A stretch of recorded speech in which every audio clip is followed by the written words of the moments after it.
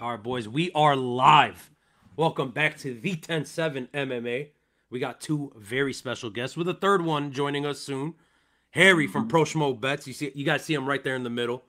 Yes, And then sir. on the right Harry. side, my right, your guys is left. I don't know, somewhere. That's Danabblack. What up? What up, boys? How you guys doing? What up, fellas?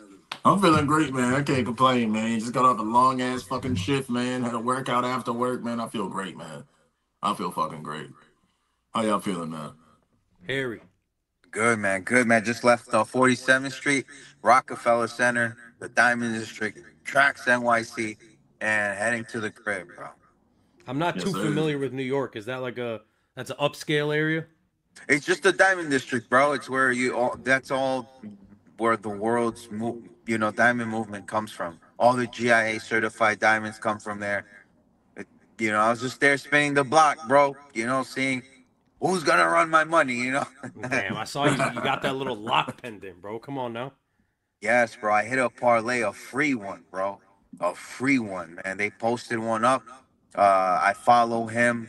Snatcher Bets. He was a Thai boxer. Turned multimillionaire. Started gambling his money. Didn't want to lose it, so started setting up restaurants all across New York. When he got his first, Mm. uh, you know, big loss, he's like, yo, I lost for 25, 50 racks. And he just did well, bro, after that, man. Never again did he start losing that big.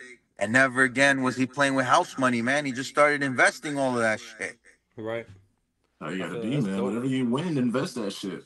Turn that money you won into some more money, goddamn it. And that's what I did, bro. Dana, I went and freaking bought myself one of these babies. Look at that shit, boy.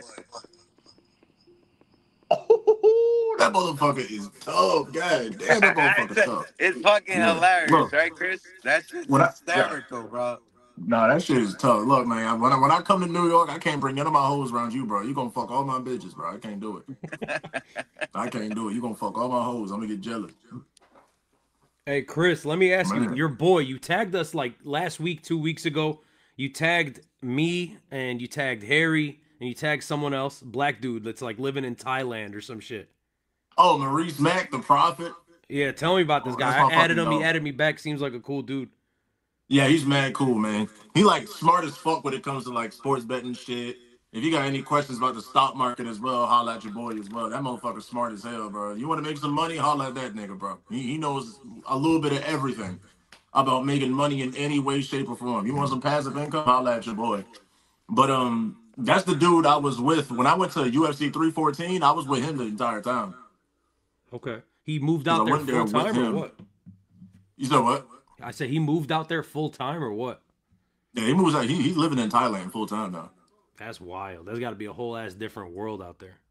Nah, on God, bro. On God. He's like always hanging out with like famous ass like rappers and shit that are like big in Thailand and shit. Motherfuckers I never even heard of, but like, every time he asked them and I checked their profile, they got like hundreds of thousands of followers and shit. I was like, how the fuck did you meet these fucking people, bro? Like, I ain't gonna lie. When it comes to like him and like you, like pound for pound, y'all like Damn. tied for number one as far as networking. Because y'all Okay. motherfuckers know everybody.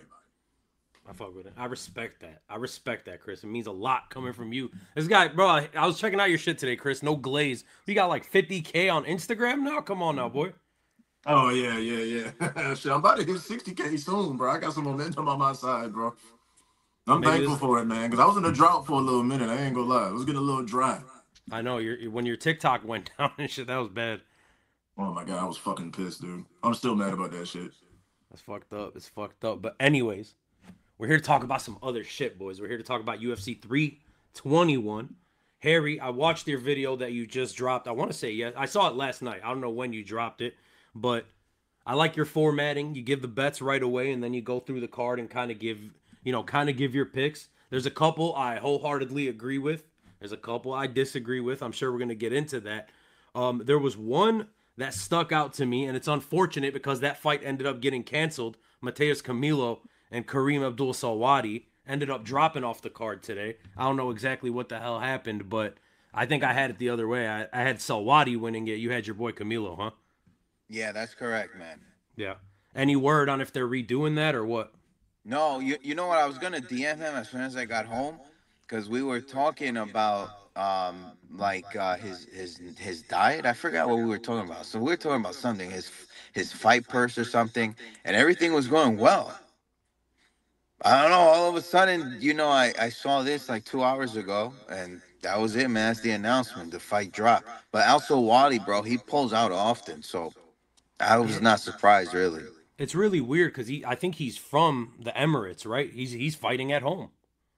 Oh yeah, yeah, because he was fighting on the UAE banner, right? At one of those promotions, not Yeah. Desert Force, but one of those promotions over there. I think it was UAE Warriors, and DS hopped in the chat and he says, "Sup, ladies? My boy's looking mad cute What's type up, shit." ladies? DS, we're waiting on you, brother. Whenever you're ready, feel free to join. You got the link. But Yeah, yeah, man, get your ass in here, man. I'm saying I'm hoping they rebook that fight because I think it's interesting. I don't want to talk shit about those guys. I don't think either one of them's like really high level, to be honest with you. But that's just my opinion. But still, I think it would let us know like who's more this level, and maybe one of them or maybe even both of them do belong. So I was interested in seeing that. Regardless, though, we're missing out on that shit. Harry, while since we're here, I'm gonna give you some extra airtime. Hold up, Chris. I got a big screen. This motherfucker. Okay, Oh, absolutely. Harry, you know exactly what I'm about to ask you for, brother. You're Oh known to shit, come man. on this show. You hold up your fingers. You do this motion. You're coming back from the Diamond District. We need a gun to the head Bro, moment. we need the fucking lock. We need the fucking lock. We need the fucking lock. Let's There's no fucking do it, fucking man. way that we do not take Mackenzie Dern on the fucking money line, bro. There's no way. You know, Really? I think rematches this year are like 7-2, if I'm not mistaken. In addition to that, Jondi Roba is past her prime at 38 years of age, bro. She's about 2, 3 inches taller than Dern. Dern needs some stilettos to look all right up there. And so she bullied her way through that division, man, with her wrestling, bro. Wrestlers Hmm. are dangerous. There's very few of them. Miranda Maverick, Jasmine Jasdavicius, very few of them, all right? So it's a big loss, when the UFC sees women like Miranda Maverick go out or Jondi Roba past their prime. It's unfortunate, or Jasmine Jasdavicius lose the battle. But yeah, man, there's no way. Dern's boxing sequences have improved. Her boxing is so polished. She did so well against Amanda Ribas. And I know you guys are gonna say that's crazy. She was getting touched up. But remember all the reach that Amanda Ribas had, and also one thing that Amanda Ribas striking has that, a lot of the girls that John D. Roba, you know, would have had trouble with as well. And that's why she had to chain her striking and get them down right away. And that's the volume. Amanda Ribas had the volume. So, yes, if this washes out in the grappling, which I suspect it could, but there is a potential edge for submission in a Mackenzie Dern win and overnight sensation stardom. She'll go into this celebrity status in the UFC you wouldn't believe if she submits Johnny Roba.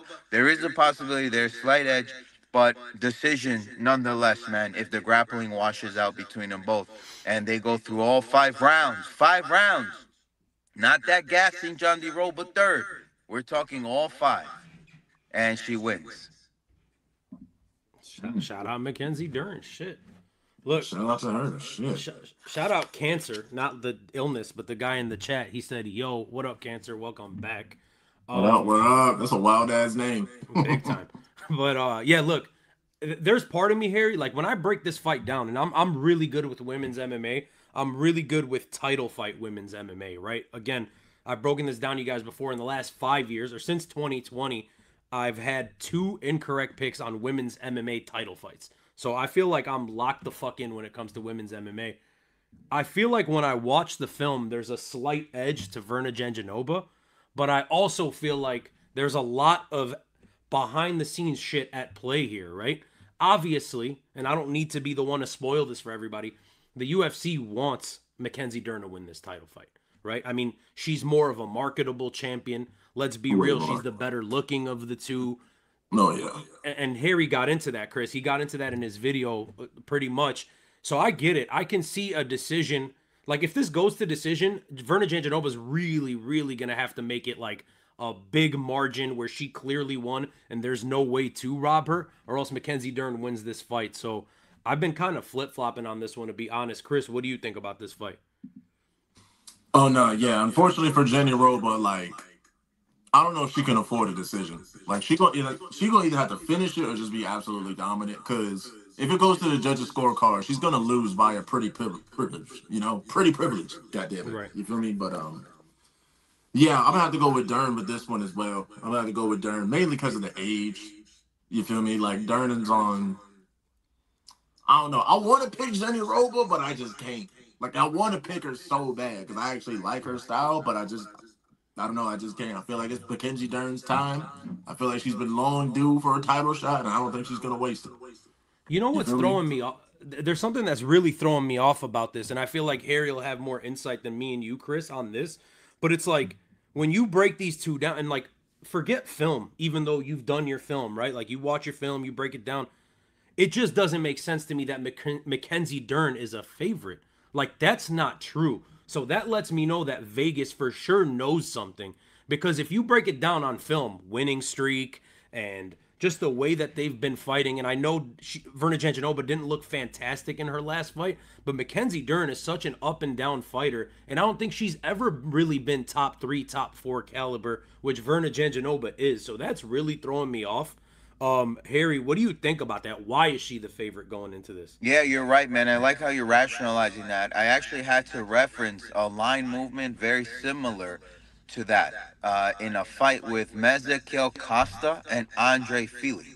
Andre Fili, believe it or not, opened up a minus 290 against him in that fight.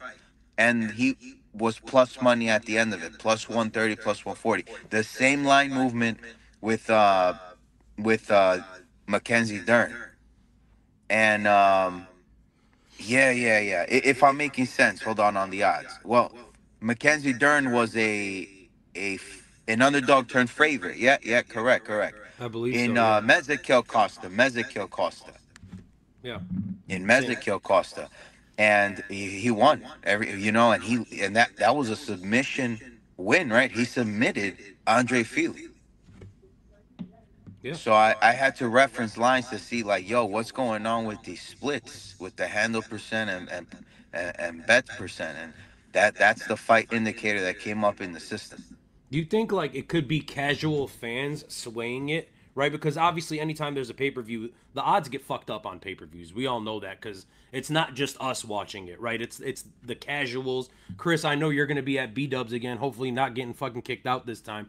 But you Yeah, got hopefully not. all your local sports bars, all your B Dubs, all your fucking whatever. Everything's packed. Everything's showing the fight. We all have friends that are kind of into MMA where they watch the pay per views, they watch the big names. They're betting on this, right? Because I know if I'm getting them, Harry, I know you're for sure getting them. Chris, I know you're for sure getting these as well. The text from your boys that are like, what's the parlay this week? What are the bets this week? And it's like, we give them what we give them, right? And there's a lot of jokes about that and memes and shit. But it's like the fact that so many people are gambling on these cards, does that sway it? Because if it does, it makes sense why Mackenzie Dern would flip and be a favorite. It makes sense because the casual fan knows her. Now let me. It definitely sways it because I'll tell you what, like, especially when you start like watching film and shit like that, you really start to sit there and realize like a lot of motherfuckers that bet on MMA are kind of retarded. They're kind of retarded. So the odds get fucked up. Sometimes in my favor, you feel me? Sometimes a nigga's an underdog that shouldn't be an underdog at all. You feel me? But Yeah. fuck it, I'll take it. I'ma lock that bet in, get my extra money when they win. You feel me? But that definitely fucks it up though. Them pay-per-views in particular, like you already said, that fucks it up a lot. Yeah. Harry, what There's do you think? also intertrading. And people are gonna say, "Oh, this is a conspiracy theorist." There's yeah, shut up. You know what I'm saying? This is how it works. It works the same way on Wall Street. So if you follow the splits on the bottom of the lines where you're deciding on fighter A or B, red or blue, you see there's a percentage there, right? It'll say something like 70-30 split. I don't know if you guys noticed that. There's a little drop down under their names. Yeah. Well, Verna's been that way for about 14 days, man. She had like a 60-40 split, bro. Like Wow. even with the odds the way they were published. And so I was thinking, I'm like, okay, so they want the public to think that Verna's getting hammered, and they want you kind of to stay away from that. They're forcing you to bet Mackenzie Dern, but that's really not what happens when you see women's MMA listing on FanDuel or DraftKings at that split and at plus money. You're staying away. Yeah. So I think that's what they wanted because they didn't want you parlaying John D. Roba when the Brazilian card went on, and they didn't want you parlaying John D. Roba when this last fight card. So the moment So they were able to publish this card, Tom Aspinall, Cyril Gahn, that's when everything started flowing how it should, and they'll cash out, they'll get their money back. So they load the lines between each other. The casinos be loading lines between each other, so to fool the sharps, because the sharps have this data set all fucking day, week, and month. They can see how the money's flowing. That's Mm-hmm. why line movement is indicators are very important, like the stock market, because they know, what corporate company with what news, they're publishing that day, that week, that month is going to cause the public, to, maybe invest something or set up a few options. It's just that's the way it works, bro. Everything, a lot of it, and look at what Dana references, bro. He says that a miss watching video, people just are dumb betters and the lines are flipped. So that just goes to show you the shenanigans. You know what I'm saying? yeah. Any corporate entity is going to leverage sentiment always in these sort of ways. That's my opinion. So yes, John D. Robo was getting supposedly hammered at 60, 68, 72% bets for 14 days. And now that they reversed the lines, they want you to think that Mackenzie's getting action and all this, and she's this favorite. So Harry, if they know and the assumption is that Mackenzie Dern's going to win this fight, why make her a favorite? What do they benefit from doing that? Well, in that case, it all I wouldn't know, right? But they have to preserve some integrity in the market, right? Because if the sharps let on, bro, you're in trouble. Look how smart Dana is, bro. Dana just figures it out quickly. Imagine them, and they're dropping 100,000, 250,000 a line, bro. They're calling their boys. They're saying, "Yo, this one right here, bro, 1 million." And forget it, bro. You think Dana doesn't signal, bro? Dana signals. I don't want to sound like no conspiracy theorist, but go on and look at the pressers and then look at the ceremonial weigh-ins and look at who he looks up to and looks down to. Right. When he saw Roundtree and Jiri, he looked at Roundtree and looked down at him. You know what I'm saying? Who knows? Yo, the Nelk boys, full send, his fucking uncle, brother-in-law. I don't know the fuck, bro. If Otani's betting, Shohei Otani's betting, because the money's Everybody. coming out of his fucking accounts. Come Mm-hmm. on, brother. By the way, shout out Chauncey Billups. You know, free my boy Chauncey. Yo, That's there all you I'm saying. go. Free my boy Chauncey. Man, keep Grew that up nigga on in that. jail, goddammit. Keep his ass in Bro, it's fucking the jail. wild, wild west, bro. You can lose as well as you can win. And just because it's potentially fixed on edge, because let's say the inner circles at UFC know, or Dana and his buddies know, or the coaches know, it's very difficult. You feel me? It's still very challenging. You know what I'm saying? Yeah. Because it's you can't just rig it like you do boxing. It's really difficult to do, you know? Oh, absolutely. Absolutely. But I gotta go on a little rant about these fucking basketball niggas, man. I gotta go on Please a do. rant about these basketball niggas, bro. Cause like as y'all know, I used to like hoop in like fucking college and shit. So I know how these hooping niggas be, bro. I'm not surprised at all that Terry Rozier of all people got caught doing that dumb shit. Cause I got at least 8 to 12 teammates I've had in the past that would have did that same shit and got fucking caught like an idiot, right?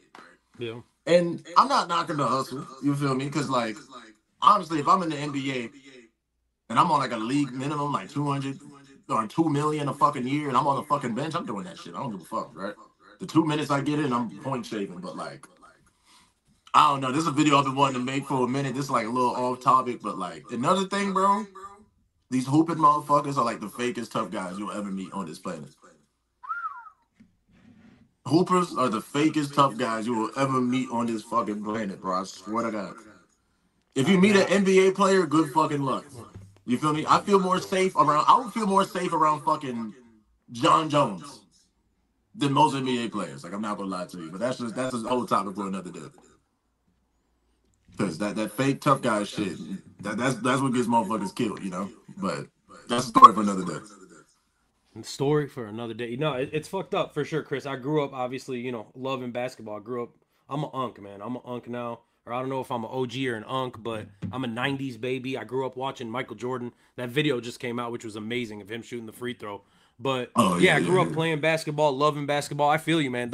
I've gotten into, and it's probably because I've played a lot of basketball, but I used to get into fights all the time. Like we would be at the gym, and it was like every goddamn night we'd be playing. Third, fourth game in, there's a fight going down, and sometimes it's us, and sometimes it's other people. But yeah. basketball, motherfuckers, yeah. Basketball, I don't know what it is. People fight. Like football, you're hitting people, and you don't see as many fights as you do in basketball, I guess. But Yeah, I don't get it. It's like I don't know. It's like basketball, a contact sport, low key. Like it's yeah, low key a contact sport. So it's just yeah. like some people don't realize that, so they don't like it. But I'm telling you, bro, I used to get in so many goddamn fights on the court, like with my fucking teammates, with random people at the fucking Y. Shit, I almost got shot at the YMCA the other day. As a matter of fact, because I was fucking hooping. Yep, Shit's it's fucked crazy, up. bro. Nigga threatened That's to how pull I the tore blick my on me. Achilles, by the way. So, Damn. That's my worst fear. I mean, bro, it sucks. I put on fucking. I'm sure you could tell. Put on like fucking 60 pounds in the last like year and a half. It's fucked up. Yeah. Yeah, it It's is fucked fucked up. up. Anyways, Shit, let's you can get back lose to that shit fights. faster than he put it on, though. I know. Once he We'll gets see. back in the flow and shit. Bro, I got an elliptical set up right now in my laundry room. Elliptical, Mm-hmm. punching bag. We got the little gym set up in there. It's about to go down. Don't worry about it. Don't worry about it. All right. Oh, absolutely. Let's Absolutely. talk That about. winter art coming, man. I'm already Come on knowing. now. All I got to do is do this shit, YouTube, work, and lock the fuck in. So it Mm-hmm. is what it is. That's real Main shit. event. Let's talk about the main event. All right. A lot of different opinions. Actually, you know what? Hold up. Before we get into the main event, I want to talk about this. Because, Harry, you're driving. You have a tendency to disconnect on us sometimes when you're going into buildings and shit. A lot of people are talking about Umar Nurmagomedov versus Mario Batista, right? This is a point that I had to make yesterday, and I want to hear your guys' takes on it. Mm-hmm. Everyone I'm watching, all of the, content creators on YouTube, all the Instagram pics people, all the sharps, whatever. Hanato Moicano is another one where they're just like, dude, don't count out Mario Batista. Mario Batista has a real chance at winning this fight. Don't count him out. Don't count him out. I'm sitting there from a film standpoint. B, I know behind the scenes. Like, I know what the deal is. I know what the UFC wants with Umar Nurmagomedov. I know the deal they have with Abu Dhabi and Saudi Arabia and all that shit. They want Umar Nurmagomedov to win. That's one. Number two, he's the better fighter between the two. And then everybody's saying, this is like the dark horse. This is the guy. This is the guy. Then why the fuck is Umar on minus 625? I'm looking at Tapology, and I'm seeing 90% picking Umar Nurmagomedov. The betting lines, 625 yesterday. Let me just see if it's moved at all, because it hasn't been moving at all, to be honest with you. He's at 650 now. So it's widening. So more money's coming in on Umar Nurmagomedov. So obviously people are lying. They're not putting their money where their mouth is. I think Umar easily wins this fight. Tell me your guys' thoughts on this shit. You know, this week I haven't had a chance to watch film yet, so I'm still a little delusional thinking Mario Batista has a chance to win this fight. But me right now, when I look at these fucking betting lines, it seems a bit much to me. Like minus 625. Like I don't know. I'm gonna have to watch film. But I got a question for you. Based on what you've seen during film, why do you think that minus 650 is justified? I don't think I don't think minus 650 is justified. I think that's an insane line, right? I think, Yeah, I but think I that's do insane, think too. the right line here is like 380, something along Yeah. those lines, which should let you know that I do truly believe that Umar Nurmagomedov wins this fight. I think he's safe to throw in a parlay because I just don't see a world where he loses, right? And don't get it twisted. It's not that I think Mario Batista's bad. It's not that I think Umar Nurmagomedov is like this next level guy. He's very goddamn good. He is probably the second best bantamweight on the planet. I think at this point, He is. it's pretty safe to say that. I'd like to see him and Peter Yan fight. I think that would be really goddamn interesting. But regardless, Umar Nurmagomedov's skill set and then his coaching, man. Like, he has Habib in his corner. He's going to have Habib in his corner at this fight. And then on top of it, it's like Mario Batista doesn't really have anything to threaten Umar with, right? I think to beat a fighter the caliber of Umar Nurmagomedov with the coaching that he has behind him, and it's specifically the coaching, is like you need to give those guys something they weren't ready for, something they haven't seen before. You need to surprise them and catch them off guard, kind of like Volk did with Islam the first time around, right? Kind of like Marab did by just throwing this guy around. They didn't think Marab was going to be able to take him down the way that he did. And you need to give him something like that. Mario Batista is very well rounded. He's just not amazing at anything. So I can't see him really surprising and attacking Umar in any way that they haven't seen before. That's why I think he wins this fight. I'd love to see Umar's downfall. I'm a Marab fan. That's clear. You guys know that. I would love to see Umar with his fucking dick in his hand, just upset, walking away, salty as shit. I just don't see it, man. I just don't see it, Chris. Yeah, I feel you on that. I feel you on that. I mean, man. And it's a 3-rounder, too. I know not Marab. I know Batista has some amazing cardio and shit, but I don't even know if that's going to take into account with a 3-round fight. You feel me? So, shit. Right. I have to agree with you on that one. Part of me wants to pick Mario so bad for some reason, but Do it, I'm going to have to watch some film on him. I'm going to hedge that shit just in case. I'm going to hedge that shit just in case, because I ain't going to make a shit ton of money on that parlay if he wins, if Mario wins. That'd be massive. You're getting plus 455, or like, it's like plus 450 now. Harry, what do you think about this? Yeah, plus 470, by the way. Plus 470. Do you hear the sound breaking up? Yeah, staticky a little bit. Mm-hmm. It is. What do you think that's from? I thought you probably connected to your car audio. No, I'm not. I think it's actually you, man. I think it's the host. Do you hear me fucked up, Chris? Nah, you sound fine. But he's like robotic? Mm-hmm. Shit. How does my shit sound, actually? To me, you sound normal. So that's what I'll do. I'm just going to exit and then jump back in real quick, all right? But yeah, no, 100%. Umar can open up Mario Bautista with kicks. He's going to kick him, and then open up his guards and then knock him out. Or he could just grapple. You saw how he was scrambling against Marab. Marab was laughing. He's like, holy shit, Umar's pretty good. So obviously, that line is justified. It's very justified. Mario Bautista's a weight bully too, brother. He's the tallest bantamweight next to Corey Sandhagen. Yeah. I didn't even know that. I didn't even know it was that big. Yeah, I'll be right back. Okay. Wait, so how tall is Mario Batista? Man, let me check. He's got to be like 5'10". Hold up. I have no fucking idea. I'm thinking he like no, 5'8". Hell no. That's way. He's probably like 5'8". I don't know why. Yeah, he gotta be like 5'8". Yeah. They have him listed at 5'9", so right in between. Okay. I had no idea he was that fucking tall. Holy shit. Yeah, it's fucked up. But then, so what do you think about this, Chris? I know you said you didn't watch film yet, but just your take on Mario Batista from what you remember. Man, I mean, I definitely agree when you said, like, he's just a jack of all trades type of fighter. Like, he's not particularly amazing at any specific thing. Mm-hmm. And that's definitely going to hurt him because I can't see him knocking him out. Can't see him getting a submission of any sort. And with Umar's kicks, I can't really see him getting a decision either. But still, Mario has some amazing fucking cardio. Like, I think Mario Batista has the best gas tank in bantamweight besides Marab, of course, because who the fuck has a better one than him? Right. So, yeah, I'm just like, shit. It's that good gas tank that still gives me a little bit of hope, but I might be overrating that shit a little bit. Because even Marab, it took him a couple rounds before he got going. You feel me? So definitely. I mean, a lot of people think, and I believe, I haven't seen that fight in a while. I watched it a couple times, though. I think Umar was up 2-0, or it might have been like a very close 1-1 with Marab like edging out the second round. Regardless, though, like Umar's cardio isn't bad. He just got gassed out by Marab because that's what the fuck Marab does to everybody. Yeah, you know what I mean? Marab, like, you know? Yeah, exactly. Like it's hard to take. Like you got to take that with a grain of salt anytime. Like he almost knocked out Corey Sandhagen. Are we gonna say Corey Sandhagen's chinny going into his next fight, or is it just Marab's that fucking good? Yeah, it's just Marab, bro. It's just Marab improving at the age of 35. It's crazy, bro. I love that guy. Dude is unbelievable.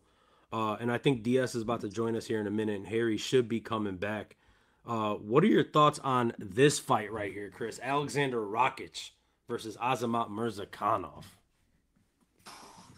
I'm a little iffy on this one because I've been watching film on Azamat, and I ain't gonna lie, I really like Azamat. During that film session, he made me into a new fan. Especially with him being like undersized, but still being an excellent counter striker in a division like this. I fucking love it. And he's undefeated. Love it, right? Yep. But Rakic is fucking ginormous. You feel me? Rikers got some nasty fucking leg kicks, you feel me? And has no fucking punching power whatsoever, but I don't know. I just feel like the height and reach is going to be an issue for Azamat because, you know, he's like a southpaw. He really likes to do the lead hand battle. He really likes that check right hook, lead hook, you feel me? So I'm just like, shit. Like, how is he going to find that fucking shot against Rakic, who fights really safe? You know, he likes to point fight. He likes to coast. But I don't know. Bro, that Yuri fight, Alexander, I know obviously you're a huge Yuri fan, as am I, which, by the way, for whoever's watching, follow us on Instagram at the107MMA. Follow him at Danabblack. It's all on the bottom there. And then Harry, when he comes back, y'all can follow him too. Yuri follows us on Instagram, bro. I was like, that's my favorite fucking fighter ever. That Rakic fight was scary as hell, Chris. Like, goddamn, I was nervous. I was upset, dog. Like, he was piecing Yuri up in that first round. And believe it or not, before that fight, I think it was the one before that fight, was the one he got injured in, right? It was the Jan Blachowicz fight. I think it had been that long since he last fought. And regardless, man, and I love that DS just showed up for this when he comes on screen. But Alexander Rakic, man, he's been so goddamn impressive. I've been so impressed by him. I think his power is actually really good, Chris. And then I think on top of that, his kicks are crazy. He's athletic. He's big as shit. And Murzakonov's undersized for the division, man. That's kind of what worries me. It's also like he's old. He's not like crazy old, but he's older. And he hasn't really done, like, he hasn't fought as much as he should have. And he might have kind of let his career slide. I wish he would have been at 185. I just think these top guys at 205, your Alex Pereiras, Magomed Ankalaev, Yuri Prochazka, Jamal Hill, you know, whoever, the guys at the top of this division are fucking massive, bro. They're big, big motherfuckers, and Murzakanov is not that. DS, welcome to D107 MMA. What's up? What's going on, man? What's up, brother? What the fuck's going on with, like, why am I so zoomed in? I really hate this. This is how we're doing it. We like this. Do we like this? When Harry comes in, we can't do four of us because Chris said we'll look like the pizza slices from elementary school. Let me back my shit up then, because I'm not trying to beat that up. It'll get fixed. Don't worry about it. But yeah, so I'm another one that, like, on me, brother. I kind of like this. Like, I like that it's a really close odds right here, -108, -112. I like that because I'm seeing good value on Alexander Rakic, to be honest with you. I know Murzakanov is everyone's dark horse. He's just too goddamn small for the elite of this division. DS, I know you have a lot to talk about with Alexander Rakic. He's always someone that you kind of have, like, heavy opinions on. So talk to me about this fight. Yeah, I mean, look, he's one of those guys where it's like, you know, he kind of like he, I don't know, like the mental, is it the mental? Like, I don't really know what it is with him, right? Like, he has all the physical tools. He's strong. He's got some of the best striking in the division, but then sometimes he comes out super apprehensive, right? And it's like, man, it's make or break time, right? Like, you know, this is not the time to be apprehensive. So you've got a dangerous guy, Azamat Murzakanov. I think that somebody's getting knocked out here for sure, right? What are the odds on this, brother? I've not looked at the odds on any of these. Basically even. They're both minus one something. And Murzakonov's undefeated, yeah? Yeah. I mean, I don't think the grappling is going to play a factor here whatsoever. I think this is going to be a stand-up fight. I don't think we see a first. I see a lot of people picking first-round knockout. I don't think we see a first-round knockout. No, hell no. No, I don't think so. I think we're more likely to go to decision than to see a first-round knockout, to be honest with you. I can damn near guarantee a decision. Oh, yeah? You feel that strongly about it? Yeah, I feel that strongly about it. It's Rakic. Like, it's going to a decision. Yeah, I mean, it's going to be really about how much Murzakanov wants to press it, right, and how aggressive he wants to be. I just barely missed to see who you guys are picking. I'm taking Rakic, man. You know, this is really make or break for him. Azamat Murzakanov, I know he's undefeated. I don't know, man. I think it's going to be a striking match. I mean, come on, Rakic is going to be the more technically sound guy. he's got the power too, right? It's just like, I don't know, man. Like it's the mentality thing. I don't really know what it is with him, but I think we see a good version of him this week. Part of it is really just a hunch, but I'm taking Rakic. Same. I think we're all taking Rakic, right? Yeah, I'm gonna take Rakic as well. Like, I think it's just the age and just the height difference for Azamat. That's just, I don't know. Plus, I know he's like undefeated and shit, but you gotta take that with a grain of salt. I mean, who is his best fucking win? You know? Yeah. That's So, true. yeah, I think Dustin Jacoby's his best win, so you really got to take that with a grain of salt. Well, I mean, He last looked time great out, against Jacoby, but still. Here, hold up. Last time out, he fought. Pulling up his Tapology. Give me 1 second. I clicked on Rakic, bro, and Rakic's last 3 fights are losses. 3-fight losing streak. Magomed Ankalaev, Yuri Prohashka, Jan Blachowicz. And he was winning that Blachowicz fight, which we kind of talked about earlier. Just a fucking crazy pull of guys to have to fight back to back to back. Who are you talking about? Rakic. Okay. One of you guys has like a echo, by the way. That's probably me. I'll fix it, though. Yeah. No, I think it's me. Yeah, I agree with you on that. Yeah, I don't know. Tapology is being weird. It's not loading. I don't know if that has anything to do with whatever happened with fucking Amazon. But regardless, yeah. Hey, that was fucking wild because it goes to show you like how much more dependent we are on fucking companies like Amazon than you even ever think about. Everything's shut down. Yep. It's fucking scary, ain't it? I mean, it's some bullshit, but you know, let's not get into all that bullshit. All right. Yeah, they're fucking listening. You better be quiet, nigga. Stop it. Siri. Or not Siri. What's her name? Alexa. Right? They That's the listen. Amazon bitch. Anyways, moving on. Let's talk about these big boys, right? Let's talk about Alexander Volkov, Jailton Almeida. A fight that I, in my quick pick, said this is the one I find myself flip-flopping on more than any this week. Really? Yes. I feel quite confident in this one myself. I'm glad, and I want to hear that. Just real quick, though, here's the reason I'm flip-flopping. Jailton Almeida, pretty heavy favorite, minus 192. He's not that good. And we saw the video with DC talking to Tom Aspinall, talking shit in the back, right? We saw DC talking his shit, and he basically told Tom Aspinall, Jailton's not that good, which was crazy to hear from a UFC commentator.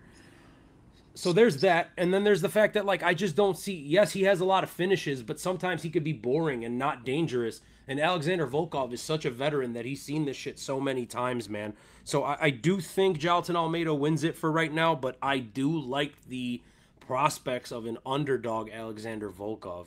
So, DS, what are you talking about?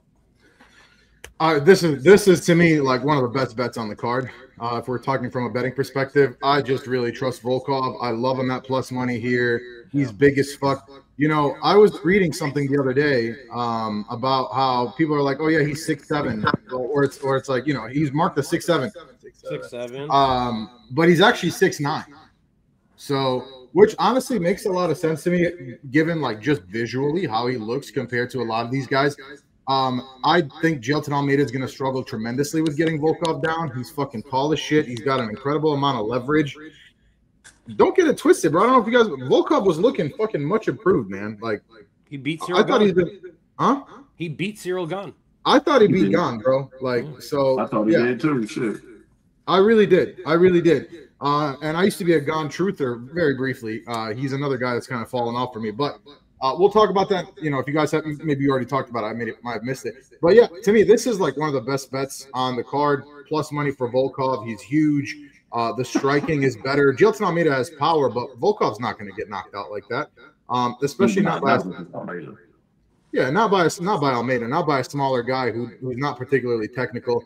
I think he's made legitimate improvements. His physique looks good. He looks to be in good spirits. Mentally, he looks right. To me, I really, really like Volkov here. This is a smash for me. I could see a knockout, dude. I could see a fucking knockout, to be quite honest with you. I'm going to go decision because it's a 3-rounder. But, I could see it going either way. I don't think I would really pick, like, you know, knockout or decision, whatever. I think I would just take Volkov on the money line, depending on where these odds go. But, dude, if they swell up any higher, my God, that's a smash. Oh, yeah. And let me see what they're at live real quick.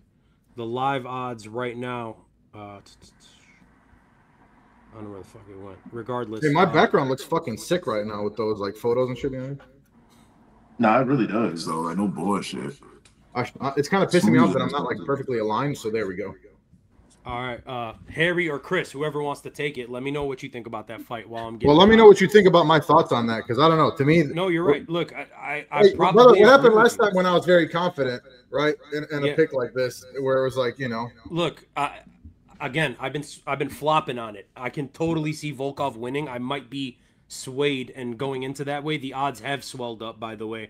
Minus 205 Jalton Almeida, plus 170 for Volkov. oh my So god, it's dude, getting juicier at the it's moment. going the direction I want to see it go in. Yeah. God, I don't know. I don't know. Maybe there's something I'm not seeing here. I just don't fucking see it, dude. Like, how's Jelton gonna win this? Do you think he's gonna choke him out? I don't see it, bro. I don't see him getting him down with these, honestly. DS, you convinced me. I'm going Volkov as well. I'm gonna remove myself. I gotta take care of something real quick. But Harry and Chris, let. All right, for sure. Yeah, I'll go ahead. What's up, Harry? By the way, just real quick, looking good, my guy. Yeah. Yeah, but I ain't gonna lie. I'm a little back and forth with this one as well because on one hand, like I'm a big Jilton Almeida glazer. I'm not gonna lie. I'm a strong Are you believer really? in Almeida. I think, look, this might be a hot take, but I think if Gon doesn't beat Aspinall, then the guy that's gonna beat him is Almeida. And if Almeida doesn't beat Aspinall, literally nobody beats Aspinall, right?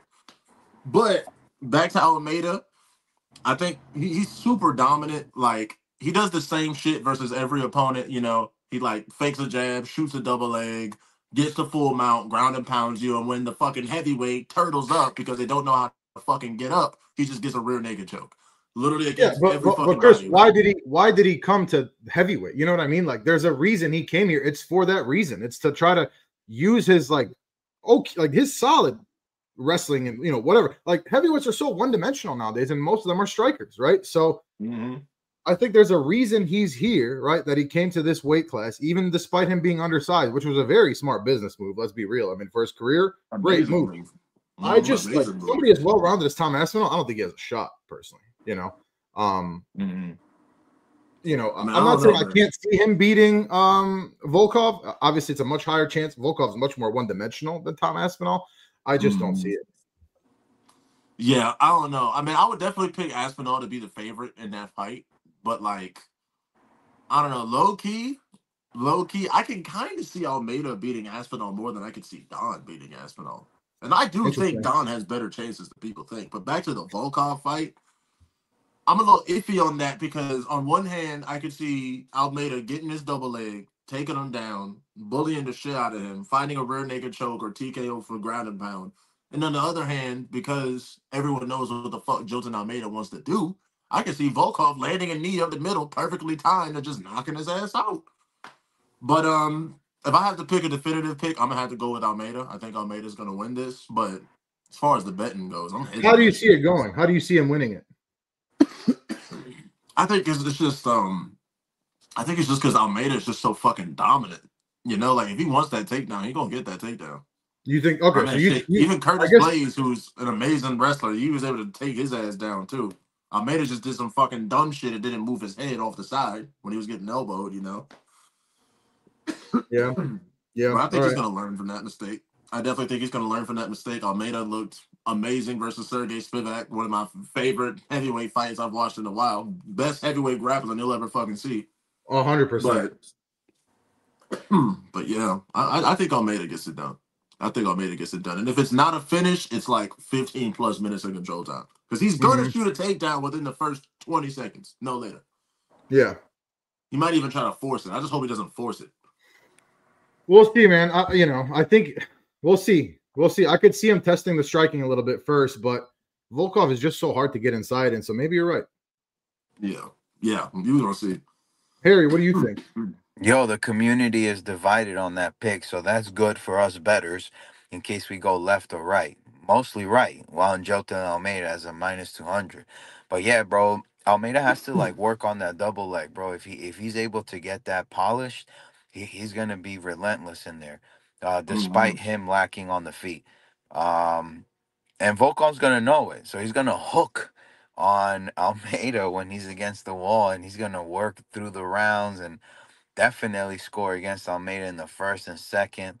But then as it goes into the third, I think that Volkov's gonna struggle, bro. That cardio, man, that's not good. At heavyweight, Volkov is a whole different animal, bro. He ain't gonna hold up with that cardio. Only reason he did against Gan is because Gan had a broken foot in round two. So he Mm-hmm. had broken his toe. His toe, I'm sorry. He had no toe to stand on. And, he had defeating thoughts. He let it known during the presser. He's like, yo, I mean, just enjoy this because it's the best I could give now with a broken foot I can't stand on. So, yeah, man, I got Jelton Almeida, and I'd be comfortable betting him over Aspinall or other large favorites on this card. Okay, interesting. So we definitely differ on that. And welcome back, Bam Bam. Just to catch you up real quick, these guys are both picking Jelton Almeida, and I am taking the other side of that. That sounds terrible. I just want to say too, but just real quick, the last time that you guys disagreed with me, you guys still owe me some steaks. You guys still owe me some steaks from that time. So shit, we do still owe you some fucking steaks. Yeah, so just keep that in mind. Harry's like double or nothing. Damn, two fat porterhouses. Shit. DS is he's a ribeye guy. I mean, a porterhouse, it has a ribeye in it, doesn't it? Me too. I don't fucking know steaks like that for a fact. I think a porterhouse is a ribeye and a fillet. Oh, well then let's get that, bro. Or no, it's T-bone and a fillet. It's two steaks. Anyway. Sick. All right, so we got that out of the way. We already talked about the women's title fight. Do you just want to let us know what you're thinking on that? Man, I listened to pretty much all that you guys said about that one, and I'm fucking torn on that one, man. I really am. I agree with a lot of the things that you guys said. I do think that, I don't think we're going on much of a limb here, but Verna Jandiroba is the more attractive fighter, and I think the UFC wants her. You think No, but yeah, I mean, everything you guys said is true. Dern, obviously, they want her to win. Like, should she, there's an argument to be made, like, why is she even in this title fight? I know why, but like, so anyway, to me, this is one I flip-flopped on. Verna should win. I'm surprised, just like you said, Dino, that Dern is a favorite, which is kind of wild. But I think that there's something to be said about what you were talking about, and that the this is such a community pick. It's like when O'Malley fights, right? Where it's like, the odds, like when Conor fights, where it's like, like there's so like all the casuals are in on it. And neither of them are as thick as Mackenzie Dern. So yeah, I mean, I just think, there is that to be said about it. I don't know. I'm really torn on this one, man. I kind of want, my original thought was Mackenzie Dern, because I think she's going to have more cardio. I've seen a lot of fighting her recently, which I do appreciate. I think the striking's gotten a little bit better for sure. Her at fucking, as the favorite, I don't know. I don't love that. So no bet on it for me. I'm going to take Dern reluctantly. Yeah, and we got to talk about the DS because we got to submit the official pick later on. So we'll talk off air about that. Well, this will be a great opportunity for one of us to convince the other if we disagree. Facts. Big facts. Let's move on to the prelims, boys. We got a good batch of prelims on this card. Nasrat Haqparast, Killian Salkild is the feature prelim, I believe. And I think this is a badass fight. I think it's a situation, again, another pick'em, by the way. Both guys are minus in this fight. And it's a situation where we're going to get to find out a lot about Killian Salkild. I think this fight is more about him than it is about Nasrat Haqparast, who, being Muslim, is going to be the, the hometown fighter, if you will, out there in Abu Dhabi. But we know who he is, right? He's a solid veteran. He's very well-rounded, very smart, very patient, he's just a really cerebral fighter. But Killian Salkild is a guy that we don't know too much about. We've seen him look fucking amazing, and this is a guy that a lot of people are touting as a big prospect. I think we're going to learn a lot about him in this fight, and that's why I'm interested to see it. My official pick is Nasrat Haqparast. I think I'm staying there. Obviously, though, you would want to see the new kid win.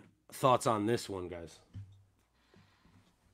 Yeah, man, like you said, this is where we're going to fuck around and find out, you feel me? Because, I like Killian Salkild, you feel me? But when I was watching all of his previous fights, I was just getting the vibe that, yo, these opponents are just not fucking good at all. He's doing what he's supposed to do against these motherfuckers, but Killian Salkild wasn't showing me anything that was letting me know, oh, nah, this is a serious fucking prospect, you feel me? Because what is he? He's a fucking bantamweight, right? If I'm not mistaken. No, they're 55ers. Oh, 55. Okay, I was thinking Yeah. of another fucking. He dude knocked from out what's even it called? then. He knocked out Anshul Jubilee, and I think that got him like a lot of hype, right? He knocked him out in like 15 seconds or some shit. So that got him like super hyped up by the MMA community because obviously Anshul Jubilee is like a meme himself. So Oh yeah. yeah, Yeah, the fucking Indian dude. I remember now. The hmm fucking Indian dude, if I'm not mistaken. But yeah, yeah, that's the thing. We all know how dog shit Indian MMA is. You feel me? We all know how insanely competitive lightweight is.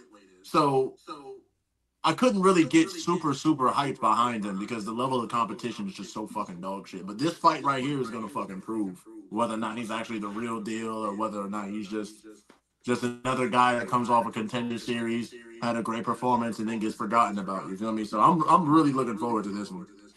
I'm yeah. really looking forward to this one. I gotta watch more film on Nasrat before I make a definitive pick, but I'm very curious about this. I'm interested on this one. And we get it for He's fucking free too. So I know good. he's good, man. Like Nazareth Hackbrass, I think he's a guy that he's made like a career in the UFC off of just being like just outside the rankings. He's always in that like 21, 22 area, like ranking wise at lightweight, which is goddamn impressive, right? To be in the Yeah. UFC for any extended period of time, like any extended period of time and be in those like in that ranked area is super goddamn impressive. And Extreme. then, by the way, Killian Salkill 2-0 in the UFC, knocked out Anshul Jubilee in his debut in like 15 seconds, and then he went to a decision with Yanal Ashmouz, who's been like a super weird fighter. Like we don't know his level either. Harry, what the fuck are your thoughts on this fight? Yeah, man. So I actually think it's going to go just like the Yanal Ashmus fight, and I think that Quilland is not going to get overzealous with the takedowns. So he's going to be more confident in his striking. I did have Nazarot hack pressed until I started taping, and I noticed too that most, if anything, hack press was only fighting strikers. Um, Although he has good takedown defense, he is relatively small, man. We're talking about a whole inch shorter than Jared Gooden. And Jared Gooden's already small for the weight class. Jared Gordon? So, now he's facing Quitland, and he did pretty good work against Yanal Ashmus, who can close range with that short boxing or, throw some crazy overhands like Nazrat does, trying to walk you down, and he did pretty good, man. I was actually at the venue. That's why I remember it very, very well. I actually did bet Quilland, and it was like an emergency play, and that's how I recall him, being pretty good.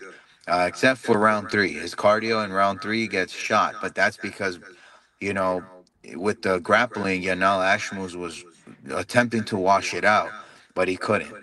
He scrambled him and finally got him down. So it could happen here where a very lame ass decision could happen. Everybody in the crowd's gonna be upset because that's all he's doing. Quinlan is just laying and praying.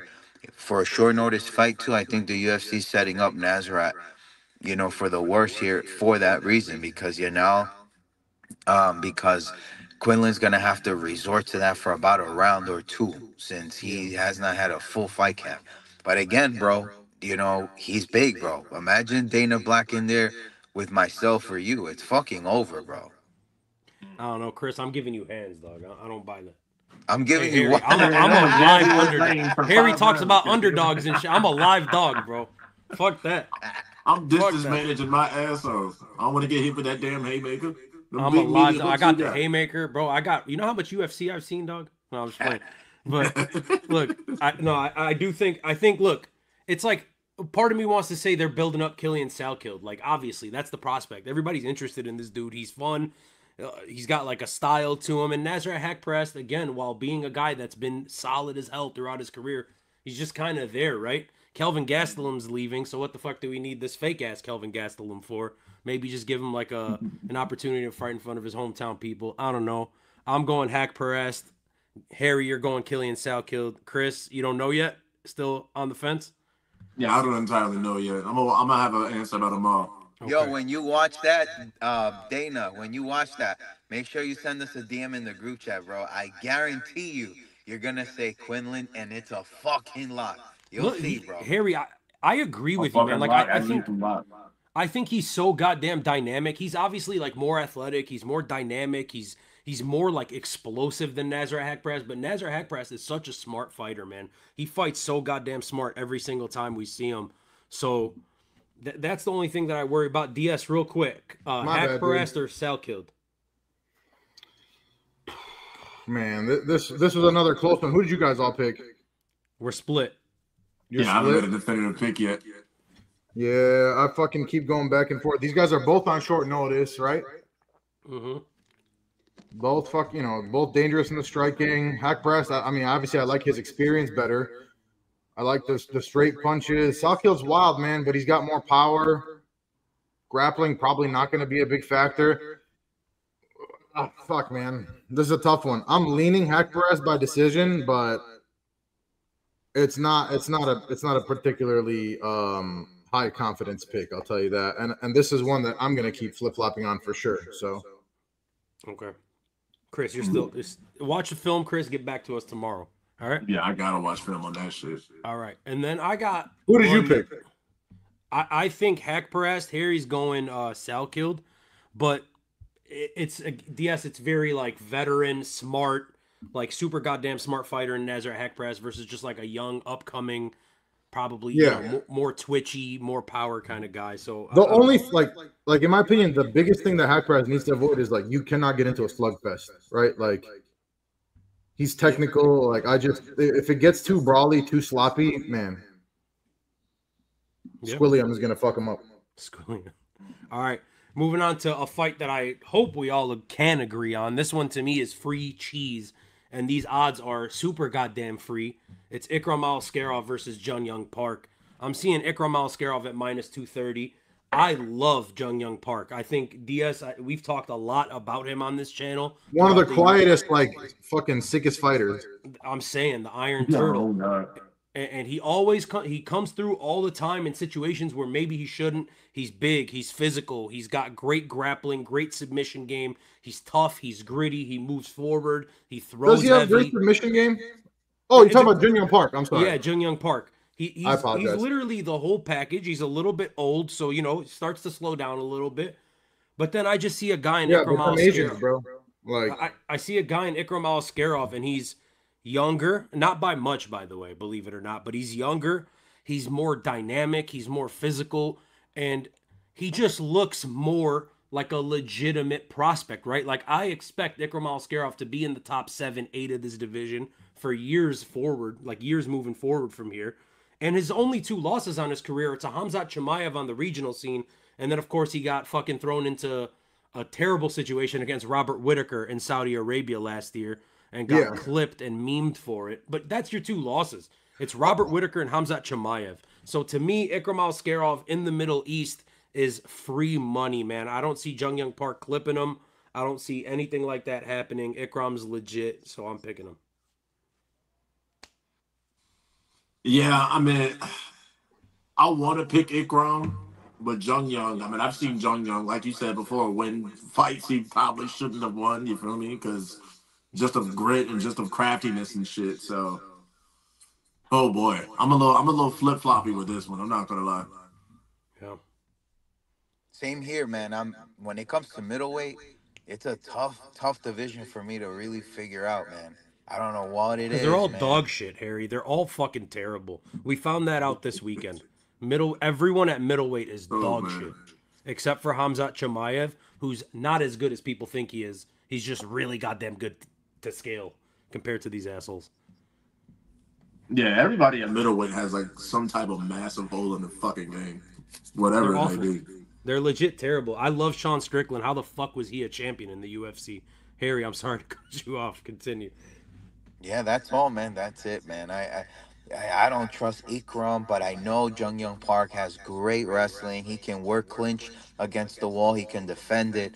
He has offensive, defensive wrestling. Might be a little choppy, but again, at least Skarov, at least he could be kicking, so that's good, man. He's got the front kicks, oblique kicks. Like he's got a good, arsenal to employ in there. But yeah, man. Do I see an upset at a plus 190? I don't think so, man. What's the record? Abu Dhabi record's like 20-0 for all favorites, right? Something like that. And if your name ends in an OV, it's even higher than that. You know what I mean? Yep. Wild. He ain't losing out there, brother. Yeah, he's not losing. He's not. The Because I can't see Jung Young finishing his ass either. It ain't happening. If you don't get a finish, he's losing a decision. I think you guys are overthinking this. Honestly, I think that not you, Dino, but I don't think it's that close. Honestly, minus 275, or what is it now? 230, 240. I think it's swelled up a little bit more even. Yeah, I like Aliskerov as by decision. I don't think he's going to finish Jin Young Park. I think Jin Young Park is very tough. What else can I say about him? This guy's tough as fuck. He always surprises. I just think like those types of guys, right? At some point, you get to a level, right, where it's like these guys are just better than you, right? And yeah, you can be tough, and you know he's durable as shit, man. Like he's as durable as they come in the weight class, to be honest with you. And I know he's often an underdog, and he tends to win in those positions, but he's dangerous, man. I just think the tempo of Aliskerov is going to be a difference maker here. I expect Aliskerov to. I think there's going to be moments in this fight where they're fucking throwing, where they're absolutely fucking throwing back and forth, and it's going to be like, oh shit, like these guys are going nuts right now. I just think, man, like ultimately, Aliskerov, in my opinion, is just a little bit better everywhere. Yeah. Mm-hmm. I think it's free cheese, guys. I wouldn't like overthink this one, to be honest with you. I know the UFC needs some Asian representation, but it's not coming at the hands of Ikram Aliskerov, who they've already kind of like sacrificed to Robert Whitaker. You feel me? Like they need this guy around, so they're gonna try to keep him around for sure. Yeah, for sure. Yeah. Badass fight right before that, boys. Ludovic Klein versus probably one of the most like underhyped fun fighters in the UFC, and that's Mateusz Rambetsky. This guy is a fucking love Mateusz Rambetsky, bro. dude. Fucking This love guy, him. so fun to watch. He's like a poor man's Justin Gaethje, a poor man's Michael Chandler, but he's got a really goddamn good record, and he always puts on a banger. I think Ludovic Klein is a guy that's kind of been underrated throughout his career. We saw him in a main event not too long ago against Mateusz Gamrot, and he was pretty impressive in that. I think Mateusz Rebecki is the better fighter between the two. Obviously, Klein's the better striker, but I think Rebecki's kind of better everywhere else, more well-rounded. He has a lot of great grappling that we haven't seen too much of in the UFC. The only thing that's really concerning me, and I'm talking about really, is the fact that Mateusz Rebecki wears damage terribly, guys. Like, fuck, man. After the first round, every fight, dude's face is swollen up to, like, fucking watermelon size. His eyes are shut. He's bleeding. He's bleeding from every orifice in his fucking face. So that concerns me. And some new ones. Right, and some new ones for sure. So that concerns the shit out of me. I think I'm picking Mateusz Rambetsky. I'm just hoping, like in a close round, like he could win the round by a handful of strikes. Maybe he was controlling things, but then the damage shows more on his face than it does for Ludovic Klein. So I can see the judges being swayed. That's all I'm saying. I worry about that. No, absolutely. Those are definitely some real concerns. But I think the main thing I'm concerned with Mateusz is whether or not he's going to be able to back up Ludovic Klein. Because I know Ludovic likes to be stationary on his Muay Thai shit. I know he's a southpaw. He likes to be in the center of the octagon. You feel me? And that's where he's most comfortable at. So I know Rebecki, he likes to walk forward, push people back against the cage and whatnot on some marauder shit. So I don't know if Ludovic Klein stands his fucking ground. That's gonna be what scares me the most. Yeah. We got Buck Wild going absolutely fucking Buck Wild in the comments. You're out of your fucking mind. Anyways. Wait, who's going crazy in the comments? Who? What'd he say? He's just being fucking ignorant. Harry, go ahead. What'd he say, bro?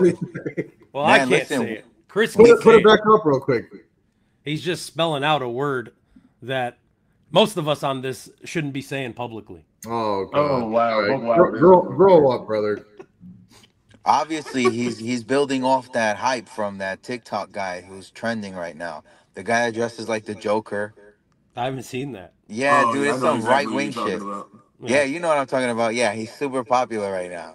Mm-hmm. He goes on Omegle. He goes on Omegle.com and he starts anybody that's black, he just calls them out. He's just trendy. Stupid. I don't like that. I don't think that's trendy. Yo, so check it out, man. Rebecki. Wow, right? You think he got concrete fists, you know? But this is an interesting fight. You know why? Because Chris Duncan, who he just fought, yeah, this is a quick turnaround. All that damage he wore, nearly had to have had several concussions. Never went to the ground with him.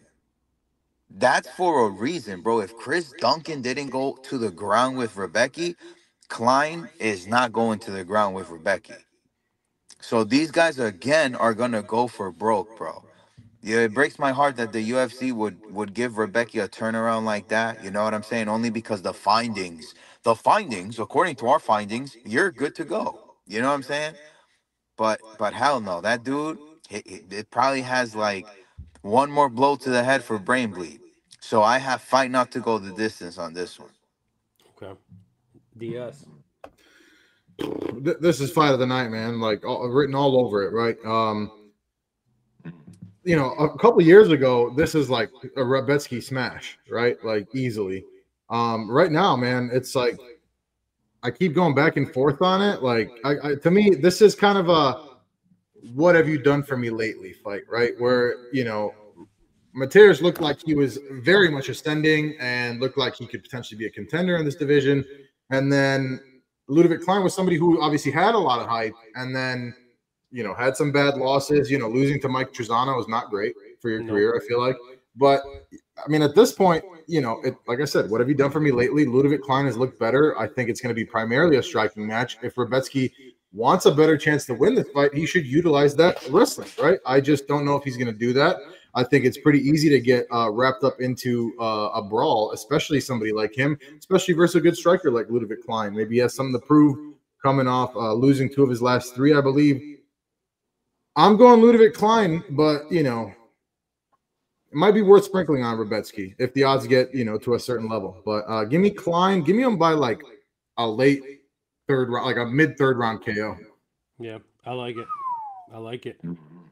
We move on. This one's super goddamn interesting. Not really for the matchmaking, but more so for the storyline of Walter Walker versus Louis Sutherland, right? So we've got Walter Walker, 3 wins in a row by 3 wins in a row by heel hook for Lil Big Bro. And he's taking on Louis Sutherland, a guy making his debut in the UFC off of the British regional scene. A lot of hype for Louis Sutherland, but the odds are massive in Walter Walker's favorite, or in his favor. I think Walter Walker does win this fight. I think his striking has come a long way from when we originally saw him, and he was sort of fraud checked. And as we know, the grappling's always been great, right? He's basically Dagestani. He's like a Dagestani Brazilian. And then, by the way, this guy Louis Sutherland, if you guys look at him, he fights exactly how he looks. Like he is a stocky, fucking British, thick dude, and he slugs it out. He looks exactly the way he fights. I think Walter Walker easily wins this fight due to the grappling. I'm going to say no heel hook this time. I'm going ground and pound finish, round 1 late. Yeah, I see that too. Louis Sutherland, man, it's his debut. He ain't never fought competition like this before. I think the lights are going to be too fucking bright for him. You feel me? I haven't watched too much film on him, but the film I did watch, I wasn't super impressed by any means. I got another thing about him. His fucking traps, like his picture on Tapology, his fucking traps. He looks crazy. Yeah, he looks PEDs. He looks that nigga might be on steroids. He can't have traps like that and not be on gear. Yeah, he definitely for sure was. I've said it before. Your traps have a lot more androgenic receptors, right? Your traps and your delts. So if you want to know for sure if somebody's on steroids, if you see they have insane fucking traps, it's a tough muscle to build if you don't have like a crazy like a genetic predisposition. But chances are you're juicing. So for what it's worth. By the way, he looks nothing like that anymore. Yeah, no, he's like fatter, right? Yeah, he's way fatter. The UFC's like drug testing, which say what you want about it. Well, the UFC's drug testing. Have you seen Cyril fucking Gane? I'm just saying that they're he may not be juicing. He may not be juicing. I just want like I've seen a lot of people saying. Did you guys talk about that fight already? No, we didn't. Okay, yeah, we'll get to it. My bad. But we can in a little bit here. We're almost done with the prelims. Then we'll move on to the main event. Chris, you're going Walker. Harry's frozen. DS, talk to me. What do you got? Man, you know, Walter Walker is a guy where like I was just not that high on him, right? Like he looked like shit. I felt like he proved me right in his first UFC fight. It looked like just like a nepo baby ass guy. But man, he has clearly put in the work. Look at his physique, right? Look at his physique now, and look at his physique, at his first fight. It's a night and day difference. I mean, there's something to be said about that, right? You're dedicated to your craft. I do respect that. Kind of crazy that he's already ranked number 10, but I guess it doesn't take that much in this weight class, right? It says more about the weight class than it does about him, in my opinion.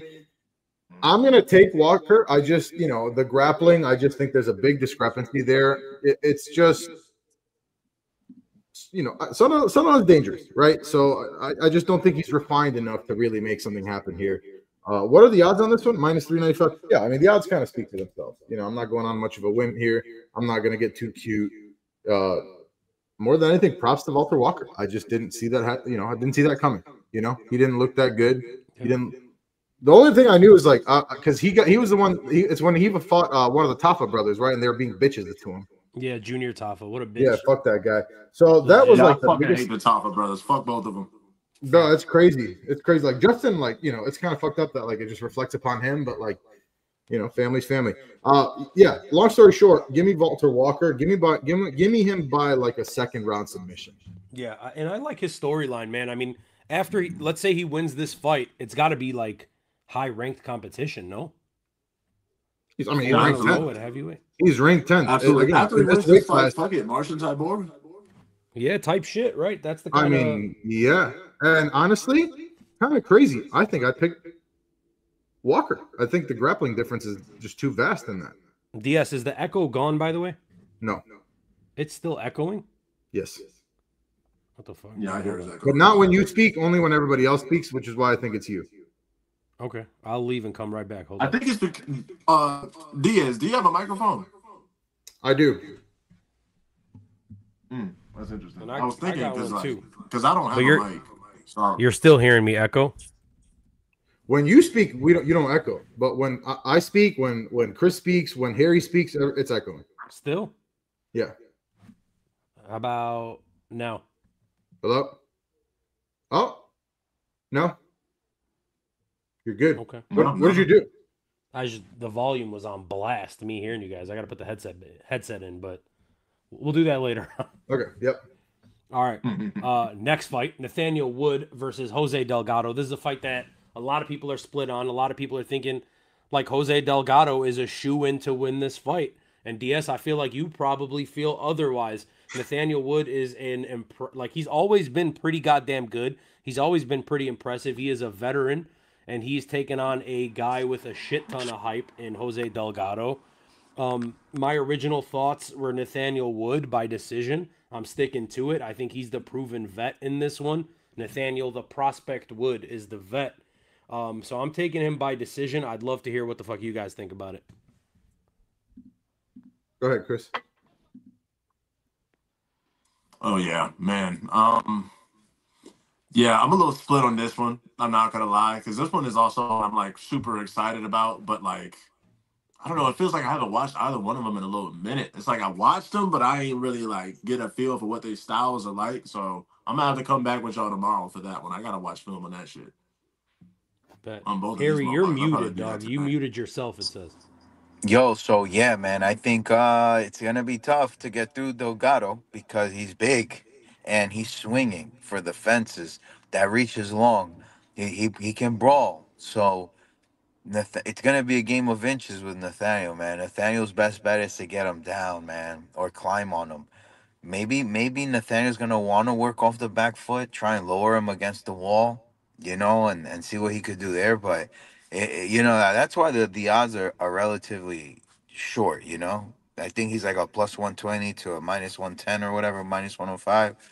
What is it? Yeah, minus 140. Okay, plus 120. Yeah, man, it's gonna be crazy, man. Hopefully Wood could get through, bro. Mm-hmm. It was Nathaniel Wood who fought, I want to say, Muhammad Naimov in Abu Dhabi in that fight where he got scammed, right? Where Naimov was holding his fence and holding his gloves and just cheating all over the fucking place. It was Nathaniel Wood that dealt with that, right? Mm. Anyone remember that or no? Yes. Yeah, Naimov won. I can't hear you, Harry. Yeah, Naimov won. Yeah, you're I don't know. I still can't hear you. DS, can you hear him? Chris, I can hear him. I can hear him. I can hear him just fine. Yep, 9 off 1. 9 off 1. I can't hear any of you guys anymore. Brother Chris, you're like, do I have a mic, bro? Oh no, because it was zoomed in. That's why. I'm like, dude, there's a big ass mic next to me. Shit. Anyway, is it me? I guess. I mean, I'll go. Oh yeah, you go ahead and do your thing. Yeah, look, I love me some Nathaniel Wood. That's a guy it's a guy that I wish fought more, and I've got some qualms to pick with him. Delgado's definitely got the heavier hands for sure, no question about that. I just think Nathaniel Wood is a guy who I trust his heart, I trust his adaptability. He's a smart striker, right? I think he's going to be able to adjust. I could see him if he can survive that first round, and I do think that he will get tested in that first round. I think he's got good enough fight IQ where I think Wood is going to be able to adapt at some point and kind of get the edge here.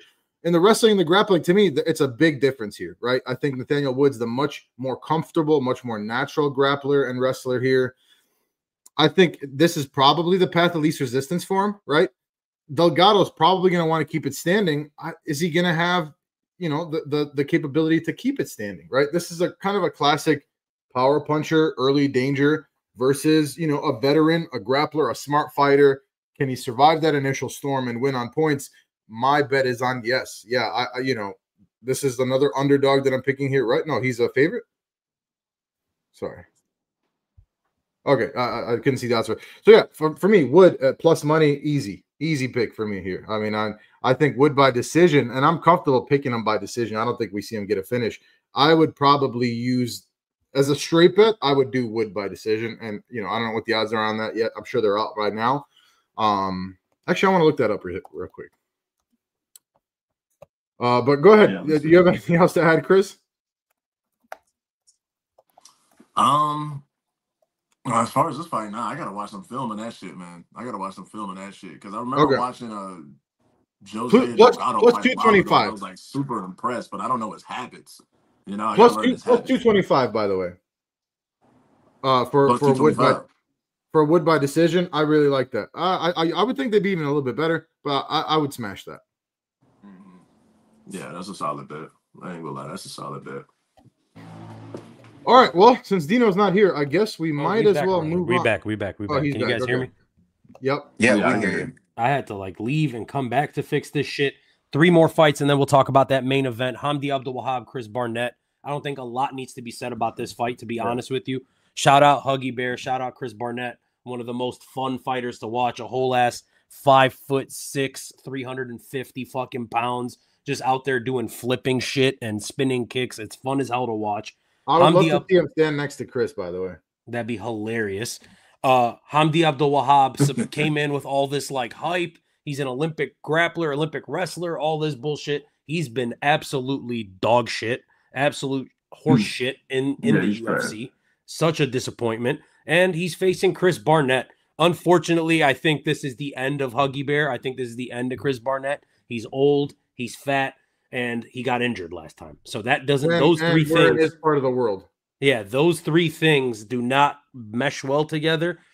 Hamdi Abdul-Wahab, the home fighter, he wins this fight probably by decision, or maybe he's able to get a finish by smothering this guy on the ground. Chris, what you got? Honestly, I think this is the biggest lock of the fucking card. I think Hamdi is an absolute fucking lock. Chris Barnett, as much as I love him, I think he's, at this stage of his career, he's fucking dog shit. Way too small, way too fat. I mean, the nigga got injured from doing a fucking jump squat while his name was being announced last fight. Yep. Against Kennedy. And that happened after not fighting for how long? 2 years? Yeah. I can't pick somebody. I cannot pick somebody that gets injured like that. He had a stroke or some shit in the fight before. Remember, he's walking out, his face was drooping while he's drinking the beers from the crowd. Oh yeah, I do remember that shit was crazy. He's rolling his ankles during the fucking Bruce Buffer fight announcements. He's having strokes and shit. He's 40 years old now. It's come on, bro. It's honestly, it's cringe to have strokes. It is. I guess, Hey, Harry, what are you doing right now? You're fucking just whipping it? What are you doing?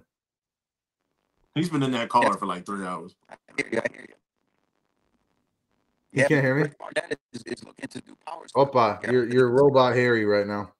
Robot. this Baby. audio is Man, fucked he's up. looking to do power slap. Power slap. He's going to power slap after this. I'm so down. I'm so down for Is Chris he really? Barnett. No, 100%. This is facts. He's got This the is girth facts. and the tonnage for What a it. guy. This is facts. Bro said Hey, I want to power see slap. Dumpling versus Chris Barnett in Power Slap. That's what I want to see. So you got Humdy? Is that what you're saying, Harry? Yes. DS, I'm Hamdi, assuming. absolutely. Yeah, Hamdi, you know, Chris Barnett is like a novelty, right? Where like it's cool, it's cute, you know, and I'm not saying he's not talented, right, bro? Like He's so he's athletic for his size and so talented for his size. You know what I mean? big so time, but fat. also just so fucking fat, dude. Like, Yeah. God, he's so fucking fat, you know, like God, you're fucking fat. You're a professional athlete, brother. Fucking lock in, dude. God damn, like you shouldn't be 5'6", fucking 270. Like you know, he's walking around. Like if you're 5'6", you're cutting down to heavyweight. It's crazy. He missed weight, didn't he? Was that him that missed weight? I think it was. He Somebody- has. Oh, that's He's gonna miss the weight for heavyweight. Like you're wild. 5'6", bro, like, and you're out here fucking like it's too much, right? Like the only guy I could give a pass to for that is like here's the thing. If like I like my fat guys to be dumb fucking strong. Okay. Like if you're a butterbean and you're Right. absolutely fucking caving people's domes in, fine. Okay. You know, He I just doesn't wanna get a say- pass for fucking cartwheels and flips and he shit. does, bro. Like, look, I'll end it with this, right? We're going too much on this anyway. Bobby Jenks, rest in peace. R.I.P. If you guys don't, you know, big boy closer for the White Sox on the World Series team. He had a quote, and it was something along the lines of like, when you're fat and you're performing well, right? You're big, you're strong, right? When you're not, you're just a fat fucking piece of shit. And unfortunately, I think we're at that border right now for Huggy Bear. Shout Yeah, out he's Huggy just- Bear. he's just Shout out fat. fat people. Shout out Fight Talk only. He said, "Sup guys? What up, Fight Talk? We Sup, got a Fight couple Talk? more fights to break down here. Let us know your opinions in the chat. Let's move on from this fight because we spent too much goddamn time on these two. Azat Maxim versus Mitch Raposo. A very interesting fight here. Azat Maxim and Mitch Raposo. Azat Maxim, he's from Kazakhstan, right? He's like super goddamn scrambly, super goddamn awkward in the striking as well. I think he's a really good fighter, man. I think he's like a fringe ranking guy. And then we have Mitch Raposo, who we just don't really know about yet, right? A solid regional guy, good boxing, but he's undersized at flyweight, which is a little wild to me. I have to go Azat Maxim decision here. I was interested to see what Harry had to say, but Harry's just out there fucking making moves, flipping This jugs guy's on the fucking highway. like working Uber Eats right now, or I don't know what the Right. fuck he's doing. Type shit. Chris, what He you on his got? way to a fucking booty call. I'm telling you, man. It's a booty call. It gotta be. He's yeah, been in I the car. say, Unless he's getting blown this whole time. Like, what is he doing? Probably. But goddamn, I don't know too much about either one of these guys, but you know, once you say Kazakhstan, you know, I gotta get excited. You feel me? Especially with those fucking odds, right? You know, I love my fucking locks, especially with his like big favorites and shit. But I'm gonna hedge this one just in case because Mitch Raposo, you know, he might surprise somebody. You feel me? I'm gonna watch film on that shit tonight as well. But how the fuck are you undersized at flyweight though? I'm saying, how small do you got to be? And by the way, Yeah. As a man, why are you even fighting at flyweight? I mean, hey, don't disrespect the flyweights. I love me some flyweights, goddammit. I love me some fucking flyweights. But be like, how tall is he? Like 5'2", 5'3"? Chris, what do you mean by that? But what? You said I love he's trying to get you involved in I'm a like, scandal. what do you Chris. mean by that? Man, look, I thought about saying no Diddy too, but then I was just like, nah, saying no Diddy just brings attention to what I just said. He's listed at 5'5". That's bullshit. He's like Yeah, 5'3". 5'3". Yeah, they Yep. boosted that height. MMA He's like fighters lie about 5'3". their fucking height a lot. And then, by the way, anytime I have the opportunity to do this, I'm going to do it. Azat Maxim, a former victim of friend of the channel, our boy, Energy Charles Johnson, who fucked him up. Shout out CJ. He's driving to Atlanta right now for a business trip.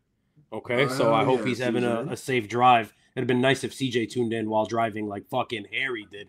Harry, there he goes. I was going to ask him, DS, what do you got on this? That motherfucker Harry's connection hanging by a goddamn What thread. the fuck is Harry doing right now, bro? Azat, look, bro. For me, this is another pretty straightforward one. I think the odds kind of speak for themselves here. You know, I've never been a big Mitch Raposo guy. I don't believe in him. I think the forward pressure of Maxim Azat Maxim is going to be a problem. Raposo, you know, okay counter game. I just don't think I don't think he's going to get the respect from Azat Maxim early enough or timely enough where it's going to be a problem. Both these guys are good grapplers. I just think Maxim's going to be a little bit more aggressive.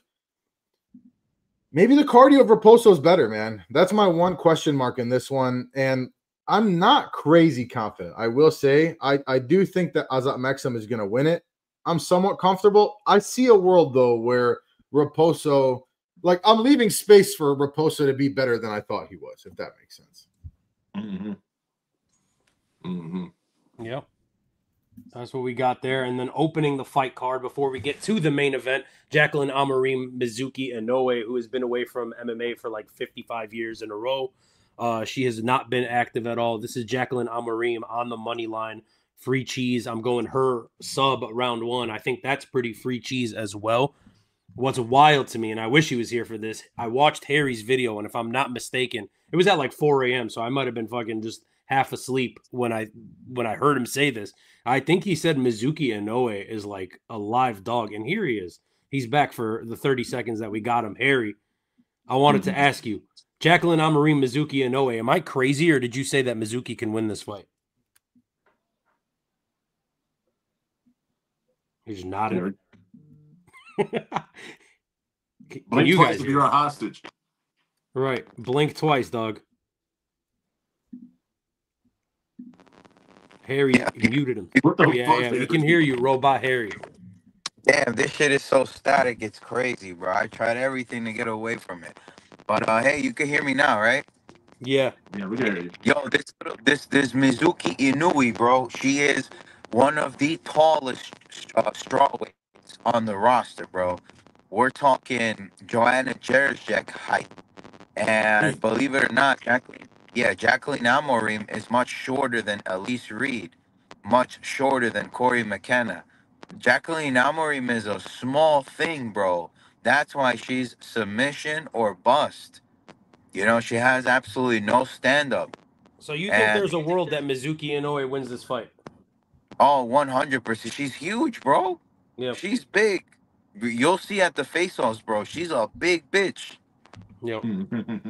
We don't like to talk that way on this channel. I was going to say, here at 10-7 MMA, we don't condone that kind of behavior. So. Yeah, I do that, he is a big bitch. Now with Danabblack on the show, you not. She is a big bitch, goddammit. Call her what she is. That's crazy. You know what? She is a big bitch. Speaking of big bitches, in the main event, we've got two of them right here. No, I'm just fucking around. These are not bitches. These are just some big motherfuckers. We got the champion, the newly minted, undisputed heavyweight champion of the world, making his first title defense of his undisputed heavyweight championship of the world, and that's Manchester's Tom Aspinall. And he has taken on the Frenchman, Cyril Gane. I've already talked like too much about this goddamn fight. Does anyone have anything outside of the normal fucking bullshit that we've heard everybody saying about this fight? I want to give everyone ample screen time on this. Chris, I'm going to start with you. I'm going to hit you on that full screen. Talk to me about this fight, and I hope it's not some basic shit you got to tell me, Chris. Chris is like, I haven't watched film on this one yet. No, I actually did watch film on this one, okay? I got a 9-5. I can't watch film on everybody, but I did cover this one. I feel like Cyril Gane has better chances of winning than people are giving it credit for. You feel me? I feel like, you know, the odds shouldn't be as big as they fucking are by any means. You know, I know the fucking takedown threat is obviously a thing for Aspinall and whatnot, but we got to think Gane can match Aspinall's freak with the fucking footwork, you feel me? He can match his freak with the fucking speed. He can match his freak. He can actually exceed his freak with the dynamic striking. You feel me? Plus, like that, bro? You know, Gane got some fucking... He's got some underrated submission games as well. Like, he's got some heel hooks on the ground that he likes to throw out there and shit like that. So I think Gane definitely has better odds of winning than what the fucking betting line is saying. But that could be some free-ass fucking money if Gane wins. Because y'all know I like to hedge bet my ass off. That could be some free-ass fucking money. It's gone wins. But so what's your official pick? Official pick, I'm still gonna go with Aspinall, but I'm not super confident with picking Aspinall. Like by How does any he get means. it done, Chris? How he gets it done? I say he gets it done by. It'll have to be like round 3 sub. I think round 3 sub, if anything. Round 3. So he tires Mhm. out Cyril. Okay. Yeah, or I don't know. Aspinall might fuck around and get tired his damn self. I don't know. But this one got me nervous. I ain't gonna lie. This one got me nervous because I'm like slightly a Cyril Gane hater. So I'm a little nervous. That's wild. I I'm feel not. like nobody hates Cyril Gane, but shit, to each their own. I don't like hate him, but I ever since that Volkov robbery, I've been hating on him a little bit. I ain't gonna lie. Yeah, I feel it. I respect that. I respect that. Harry from Pro.Schmo.bets in the dark. What do you got for us in this main event? That over 1.5, bro. That you have to respect Cyril Gane's years of Thai kickboxing. So Yeah. that over 1.5, and obviously you have to respect Tom Aspinall's prudence. You have 5 rounds to get it done. You're not just gonna go in and blitz like Marab does, right? He sets up his striking, with a blitz, to get you down. He ain't gonna do that because Cyril's gonna be alive, and we're not gonna say that Tom Aspinall has the best weight distribution on the ground or the best attempt to a double leg, like let's say John Jones. John Jones is, Division 1 All-American, Olympic gold medal. You understand what I'm saying when it comes to the wrestling? That Yeah. Tom Aspinall isn't that. Tom Aspinall is a grappler. So yeah, I like that first and foremost. And then of course, if you're giving me plus 13.5 on the spread at plus 220 odds, I'm taking that shit. That means he could lose or win the fight by 13 points. That's crazy. You know what the static line is normally on that? Plus 3.5. And you're giving me plus 13.5. That's disrespectful, bro. Dude, that's disrespectful to Cyril Gane. I can't believe that shit. And I just want to chime in on one thing with that, Harry. When you were talking about the point spread, Alexander Volkov plus 7.5 in a 3-rounder versus Jalton Almeida. I feel like that is a really goddamn valuable bet to be taken. And shout out my boy Drew, who's in the chat saying we love big bitches. Shout out big We do bitches. love big bitches, Drew. Drew's hip to it. Drew's hip. Welcome to the cult, Drew. Come on What's now. up, Drew? All right. Welcome to the cult. DS, talk to me about this main event, man. I mean, I'm not huge on big bitches, but like, But there are. listen, man. Tom Aspinall has given me absolutely no reason to doubt him. He's looked unbelievable every fucking step of the way. The one hiccup, obviously, when he fucking blew his goddamn leg up. I'm not counting that against him. He also looked unbelievable since then. Guys, let's look. I talk a lot about this, and if you've been a fucking subscriber for a while, you know that I've talked about this. For me, it's like there's a lot to be said about the natural. Like when you're so specialized, like you're like Cyril Gane, right? You're a striking specialist for so long. Like he is for sure the more natural striker, and he's got the best footwork in the division, and I don't think it's particularly close. And Tom Aspinall's probably second. But from a pure striking standpoint, Cyril Gane is butter, right? He's fucking smooth, man. He moves like a middleweight. He's unbelievably bouncy. The biggest thing for me is like, look at what happens when Cyril Gane throws kicks, right? He needs to like just not throw any kicks, I think, in this fight, because every time he throws a kick, he gets fucking clipped or he gets taken down. So to me, that's not something that is going to become like second nature to him, right? And for me, fighting a guy that's so well versed, he's got everything. He's got the power, right? He's got great boxing. He's got great striking. He's got the solid wrestling. He's got great submission skills for the weight class. I think it's going to be tough for Cyril Gane because I think ultimately you're going to see that difference, right? Like I just don't think that he's going to be able to get into enough of a rhythm. That being said, if Tom Aspinall allows Cyril Gane to fight his kind of fight, bounce back and forth, right, get into a rhythm, it's going to be bad for him, right? And I think that's the biggest thing for Aspinall. He cannot let that happen, okay?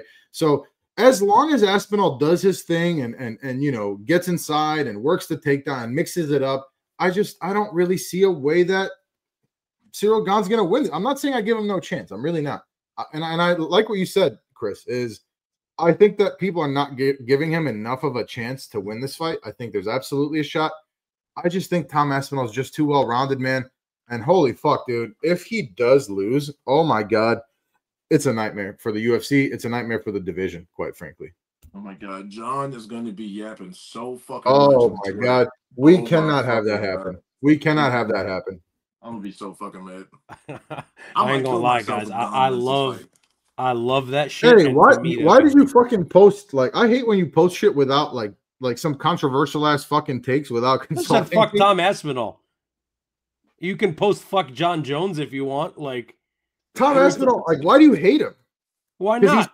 Because I can have my own fucking. I don't understand how you can glaze John Jones so hard. I'm a John Jones okay, I respect him. Like, if anybody, I respect what he I respect all that, but like, how do you fucking like blindly love him so much? Like, Tom Aspinall, like, he's literally. All right, you're like so in support of a guy who's completely fucking ducking another guy, and I don't give a fuck if it's the lesser money fight, whatever. Yeah, sure, Pereira's the bigger money fight, but Pereira's fucking one-dimensional too, bro.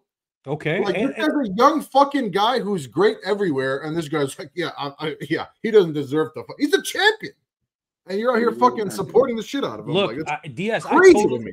I totally fucking get where you're coming from, dog. But at the end of the fucking day, John Jones does not have anything left to prove to anybody. He's at a position that he has earned throughout his entire undefeated career of being the GOAT of this goddamn sport, to fight who the fuck he wants when he wants to at the end of his career. And if he chooses not to fight Tom Aspinall, which a lot of fucking people are backtracking on their statements of what they were saying. People were like, well, if he doesn't want to fucking fight him, then let go of the belt. And he fucking let go of the belt. So all the Tom Aspinall, that's a bitch ass move. How's that not a bitch ass move to you? Who gives a fuck if it's a bitch ass move? That's what you guys fucking wanted, right? He took way too fucking long. That's not what I wanted. I wanted him to fight him. Okay, he didn't want to fucking fight him after wasting 2 fucking years of this guy's prime, bro. No. Look, here's the problem, guys. And I'm sorry, I'm gonna let you hop in on this, Chris. Give me 1 second though. Here's where you're wrong in all of that, and here's where everybody has this shit twisted. Fuck John Jones and fuck what he's done and fuck everything about him. Like, I don't know the guy personally. He's a fucking great fighter. I'm a fan of his. I've enjoyed watching his career. He was bricked up with Hasbullah, bro. But at the end of the fucking day, who are you and who is Chris and who the fuck am I to tell a legend of their respective field when and what to fucking do with their career and when to end it? He chose to end his career. You weren't singing this tune when Hamzat was on the up and Kamaru Usman was the champion, and it seemed like he was going to retire before he fought Hamzat. And when did I say anything about that? I'm just saying you were not this adamant about him. Like, oh yeah, it's all good if he retires. We were like, oh, like you would be a bitch if you retire. When there's such, it's not about like, oh, look, if he retired a year ago or like 2 or whatever, right before all this shit happened, fine, right? But like this guy's calling you out to your face, doing all this bullshit, like playing in your fucking face. You're the GOAT, and it's like, if there was a fucking question of who's next at heavyweight, fine.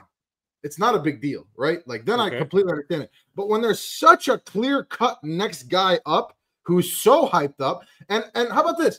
For the same reasons, John Jones, like, you still talked about him, right? You still fucking talked about him, and he's the goddamn interim champion. And he was for a long time while John Jones was still the champion. Like, it's why not ambiguous who's next, bro. But here's why you're wrong about it. John Jones's career goal was clearly stated. He wanted to go up and be the heavyweight champion. He was supposed to fight Francis Ngannou. People are going to say John Jones is a duck. John Jones is a bitch. He waited till Francis was gone. Regardless of the fucking fact, he went up to heavyweight and he beat Cyril Gane. Okay, he beat Cyril Gane. That's something that he beat a one-dimensional striker. Yeah, who gives a fuck what he is? He did what he had to do, and then yes. The part where everybody was getting butthurt was in him fighting Stipe Miocic. John Jones was adamant, and he said it a bunch of fucking times. I don't care about this belt anymore. He wanted to achieve it. I want to fight Stipe Miocic because he is the greatest heavyweight of all time. Okay, the UFC had the decision. Don't you think that? Wait on it. Give me a second here. Give me a second here. The greatest heavyweight of all time looks good on my resume, which is a selfish way to think of it, but why can't he be selfish? He said before that fight, I will give this belt up if that's what the UFC wants. I don't care.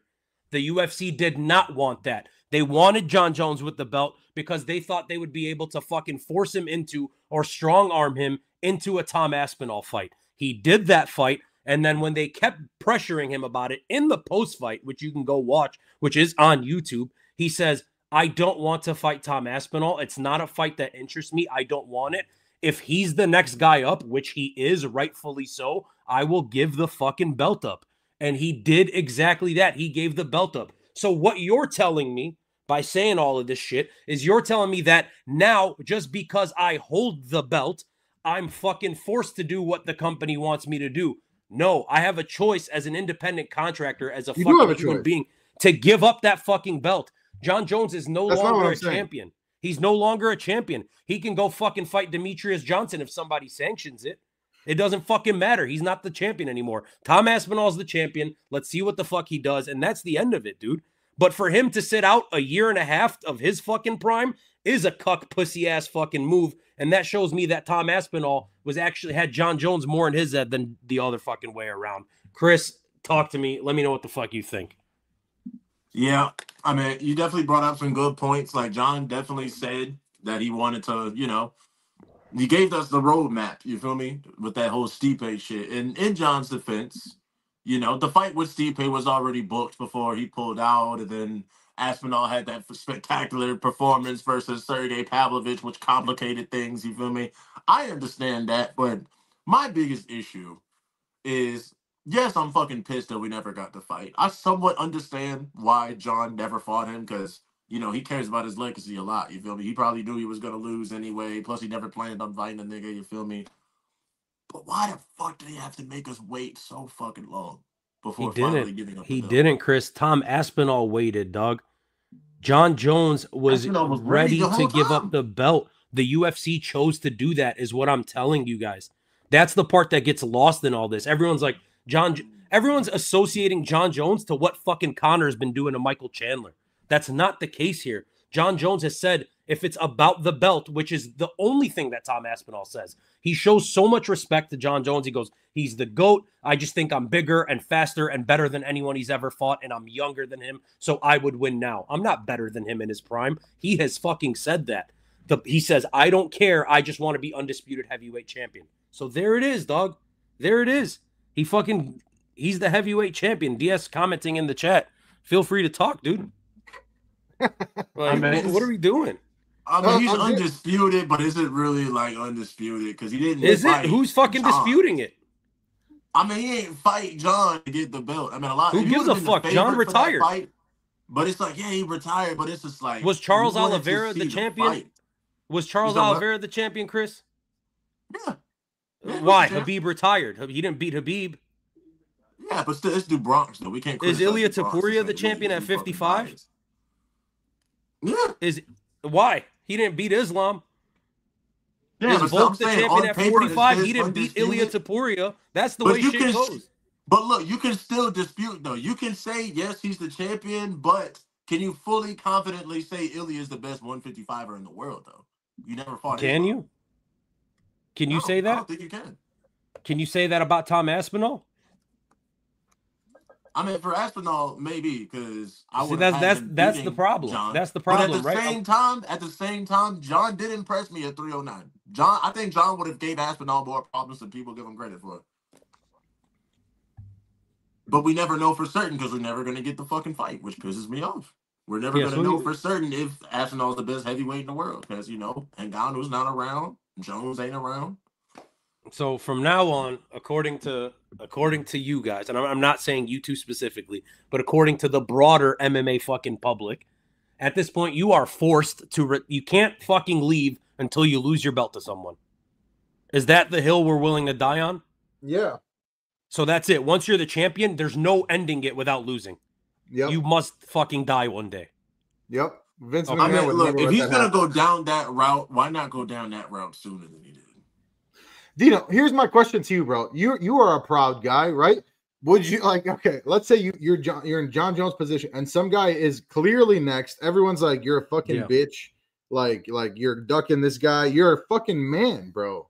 And like, what? You're just gonna let this guy play in your face? Like, if you're already willing to fight again, why not? It's one thing if he just retired and was like, okay, I'm done. But you're willing to fight again, but you're not gonna fight the interim champion to unify the belt. I don't know, man. Like, there's a reason behind that, man. That's all I'm trying to say is like, again, you're saying like, oh, it's still a massive money fight and fucking whatever. There's more risk involved in it, right? And it's like you're gonna be like, well, that's a bitch move. You're taking that. Yeah, you're not fighting. More risk involved in it, but be a fucking okay, right? But at the end of the day, fought fucking Adesanya, didn't he? Like, put yourself in those shoes, though. You already have your legacy and everything established. There's a risk here. Why fucking take it? He's not worth. I hate that mindset, dude. He came into the Stipe fight feeling stupid pressure and stupid risk against Stipe Miocic, who was a fucking just like old walking nothing compared to John Jones. And we all knew how that fight was going to play out. And he came into that feeling pressure and risk. At this point in his career. Huh? Why'd Stipe fight John?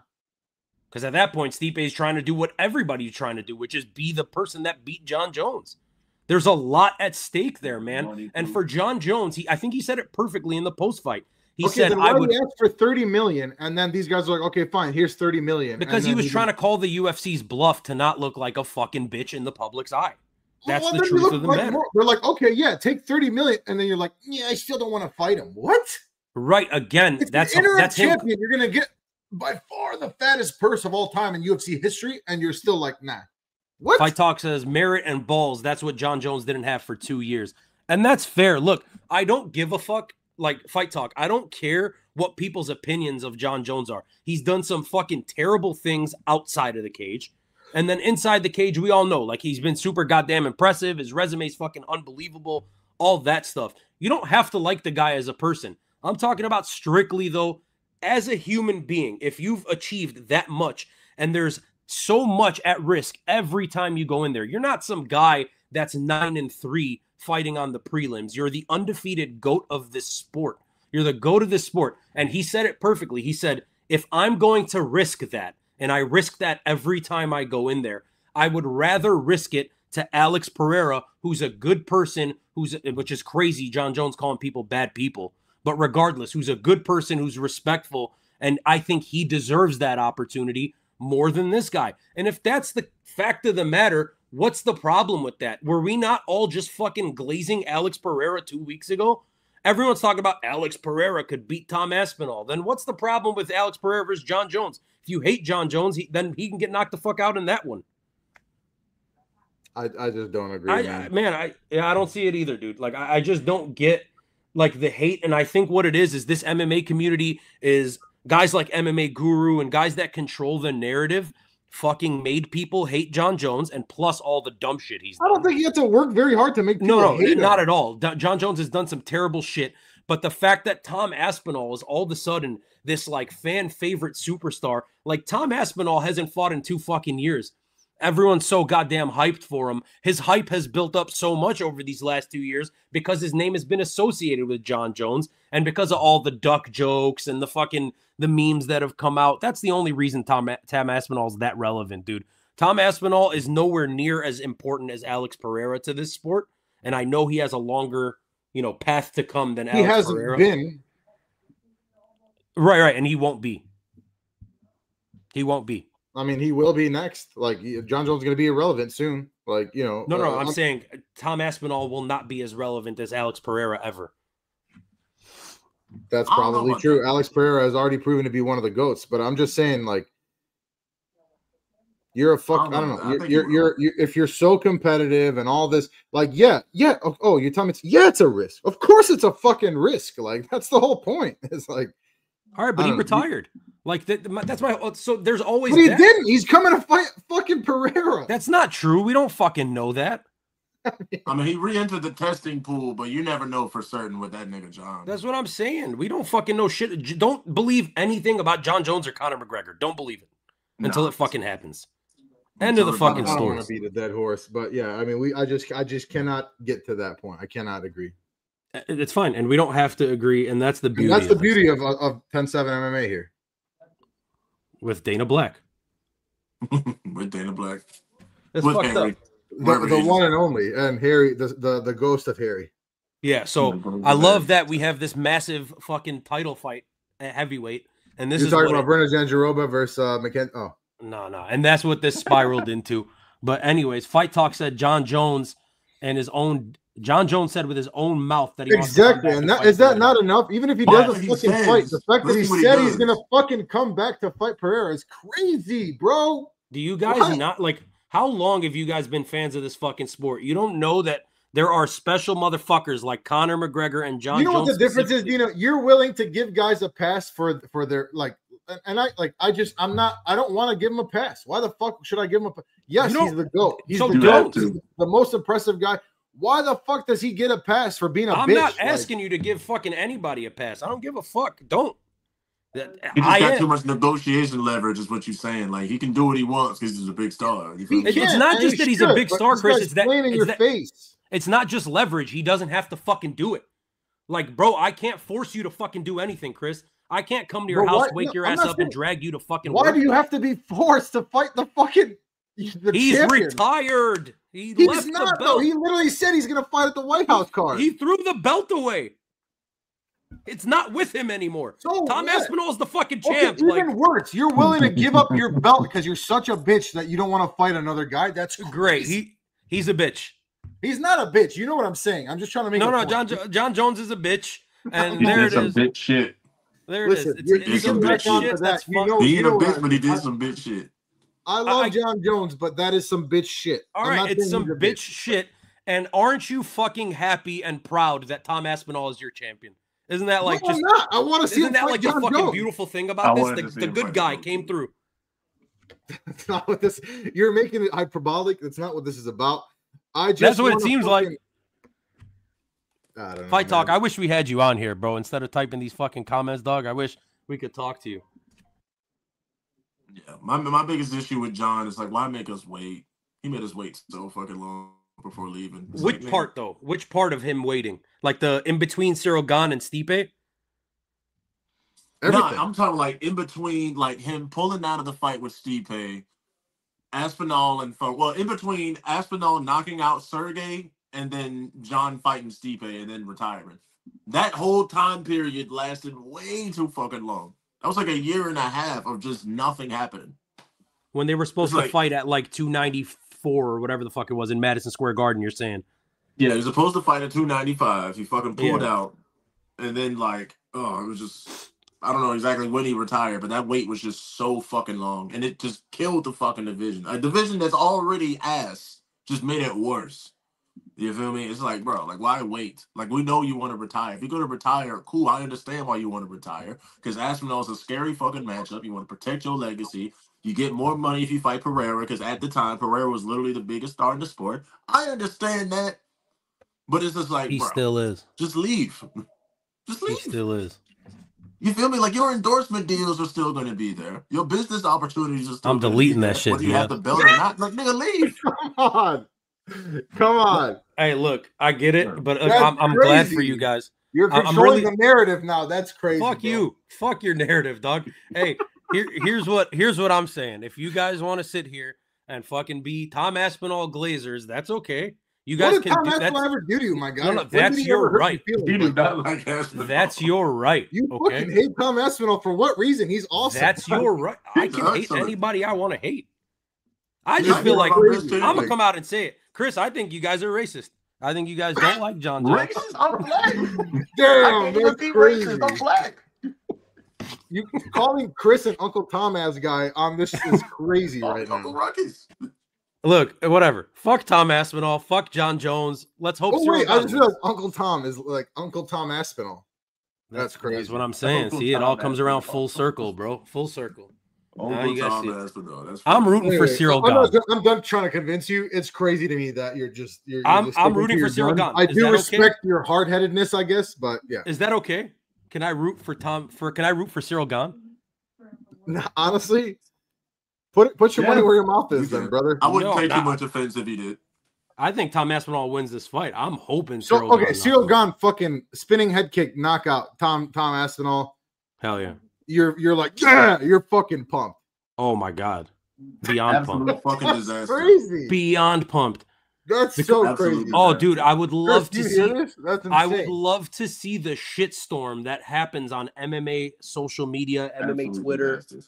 all of that. I I'm would quitting the love to show. see I'm that. quitting the The show. If that parlays happens. that are about to get fucked by that outcome. I would love to see that. Right? Like, it would make my day, and the tweets that John Jones already has preloaded, it's gonna be gold. Gold. And then you guys are gonna take those so goddamn literal. It's gonna be great. It's gonna be great. I hope Cyril Gane Because wins. you know I'm the gonna be intricacies of laughing. John Jones' brain. Well, you know, as much as I could without the cocaine and strippers and DUIs. You feel me? Those are the parts about him that I love. Smart. That's the fun part of John Jones. Look, we went on for too long. hard-ons around fucking midgets and shit. Okay, guys, who around here hasn't been bricked up around a midget, dude? That's crazy. Actually, they don't like Look, midget. It's little Like people. a thick ass female midget, yeah. We're Them always be thick. We're gonna get demonetized. Chill. All right, we ain't pulling no fucking money. But look, True. This is straight for the love of the game, brother. Chris, I don't want to be y'all the. niggas ineligible, goddamn. I don't want to make y'all ineligible. I want y'all. I to had get a y'all great ready. comment on your bricked up video, Chris, on Instagram. Think you enjoyed that with Hezbollah. I Maybe did enjoy maybe that. he's just that size, bro. John Jones is a big dude. Look, anyways, fuck that heavyweight championship this weekend is going to be exciting as hell. I'm interested to see how this plays out. I do think Tom Aspinall wins. At the end of the day, it's nice to see a fucking heavyweight title fight for the love Isn't of it? God. You know, Yeah. yeah, the division fucking feels is, empty bro. when the It is. champion leaves. I feel that. You know what Yeah. I mean? Thank God we can agree on that at least. Right. At least there's that. What is this guy? David Colby. Dude, I'm with you. If Gane knocks Tom. I would love to see that, dog. That Who would said make that? my day. Hey, I'm straight. Kick him. Who said that? He wants you kicked. David Colby. No, that's fine. David Colby Jinak. Okay. Anyway, so that's the show. If you guys fucking enjoyed, like and subscribe, do all that stuff. Official pics will be posted on Instagram tomorrow morning, I think, because we're gonna be Let's go for that. It's an early morning. Shout out Yuri. Let's go for that. That we can all agree on, right? Oh, Yuri? And that thank God, nothing like Yuri to unify us all. Dare I say he could unify the world? Yuri gonna end world hunger. He gonna end cancer. He gonna end AIDS. God damn it. He gonna end every war. God damn it. Period. Shout out Yuri Prohashka. But anyways, guys, follow us all on Instagram, D107MMA. Dana Black with 2 B's in it. Dana Black MMA. And then there's Harry from Pro.Schmo.bets, who was in and out for about an hour and a half. But you know, he's not here in physical body, but he's right here. Always. He gave us a gun to the head, DS. I'm sorry we didn't get to do that with you. Yeah, I hated that you guys did that without me, but that's fine. It's okay. We'll post the clips up on never Instagram. on time.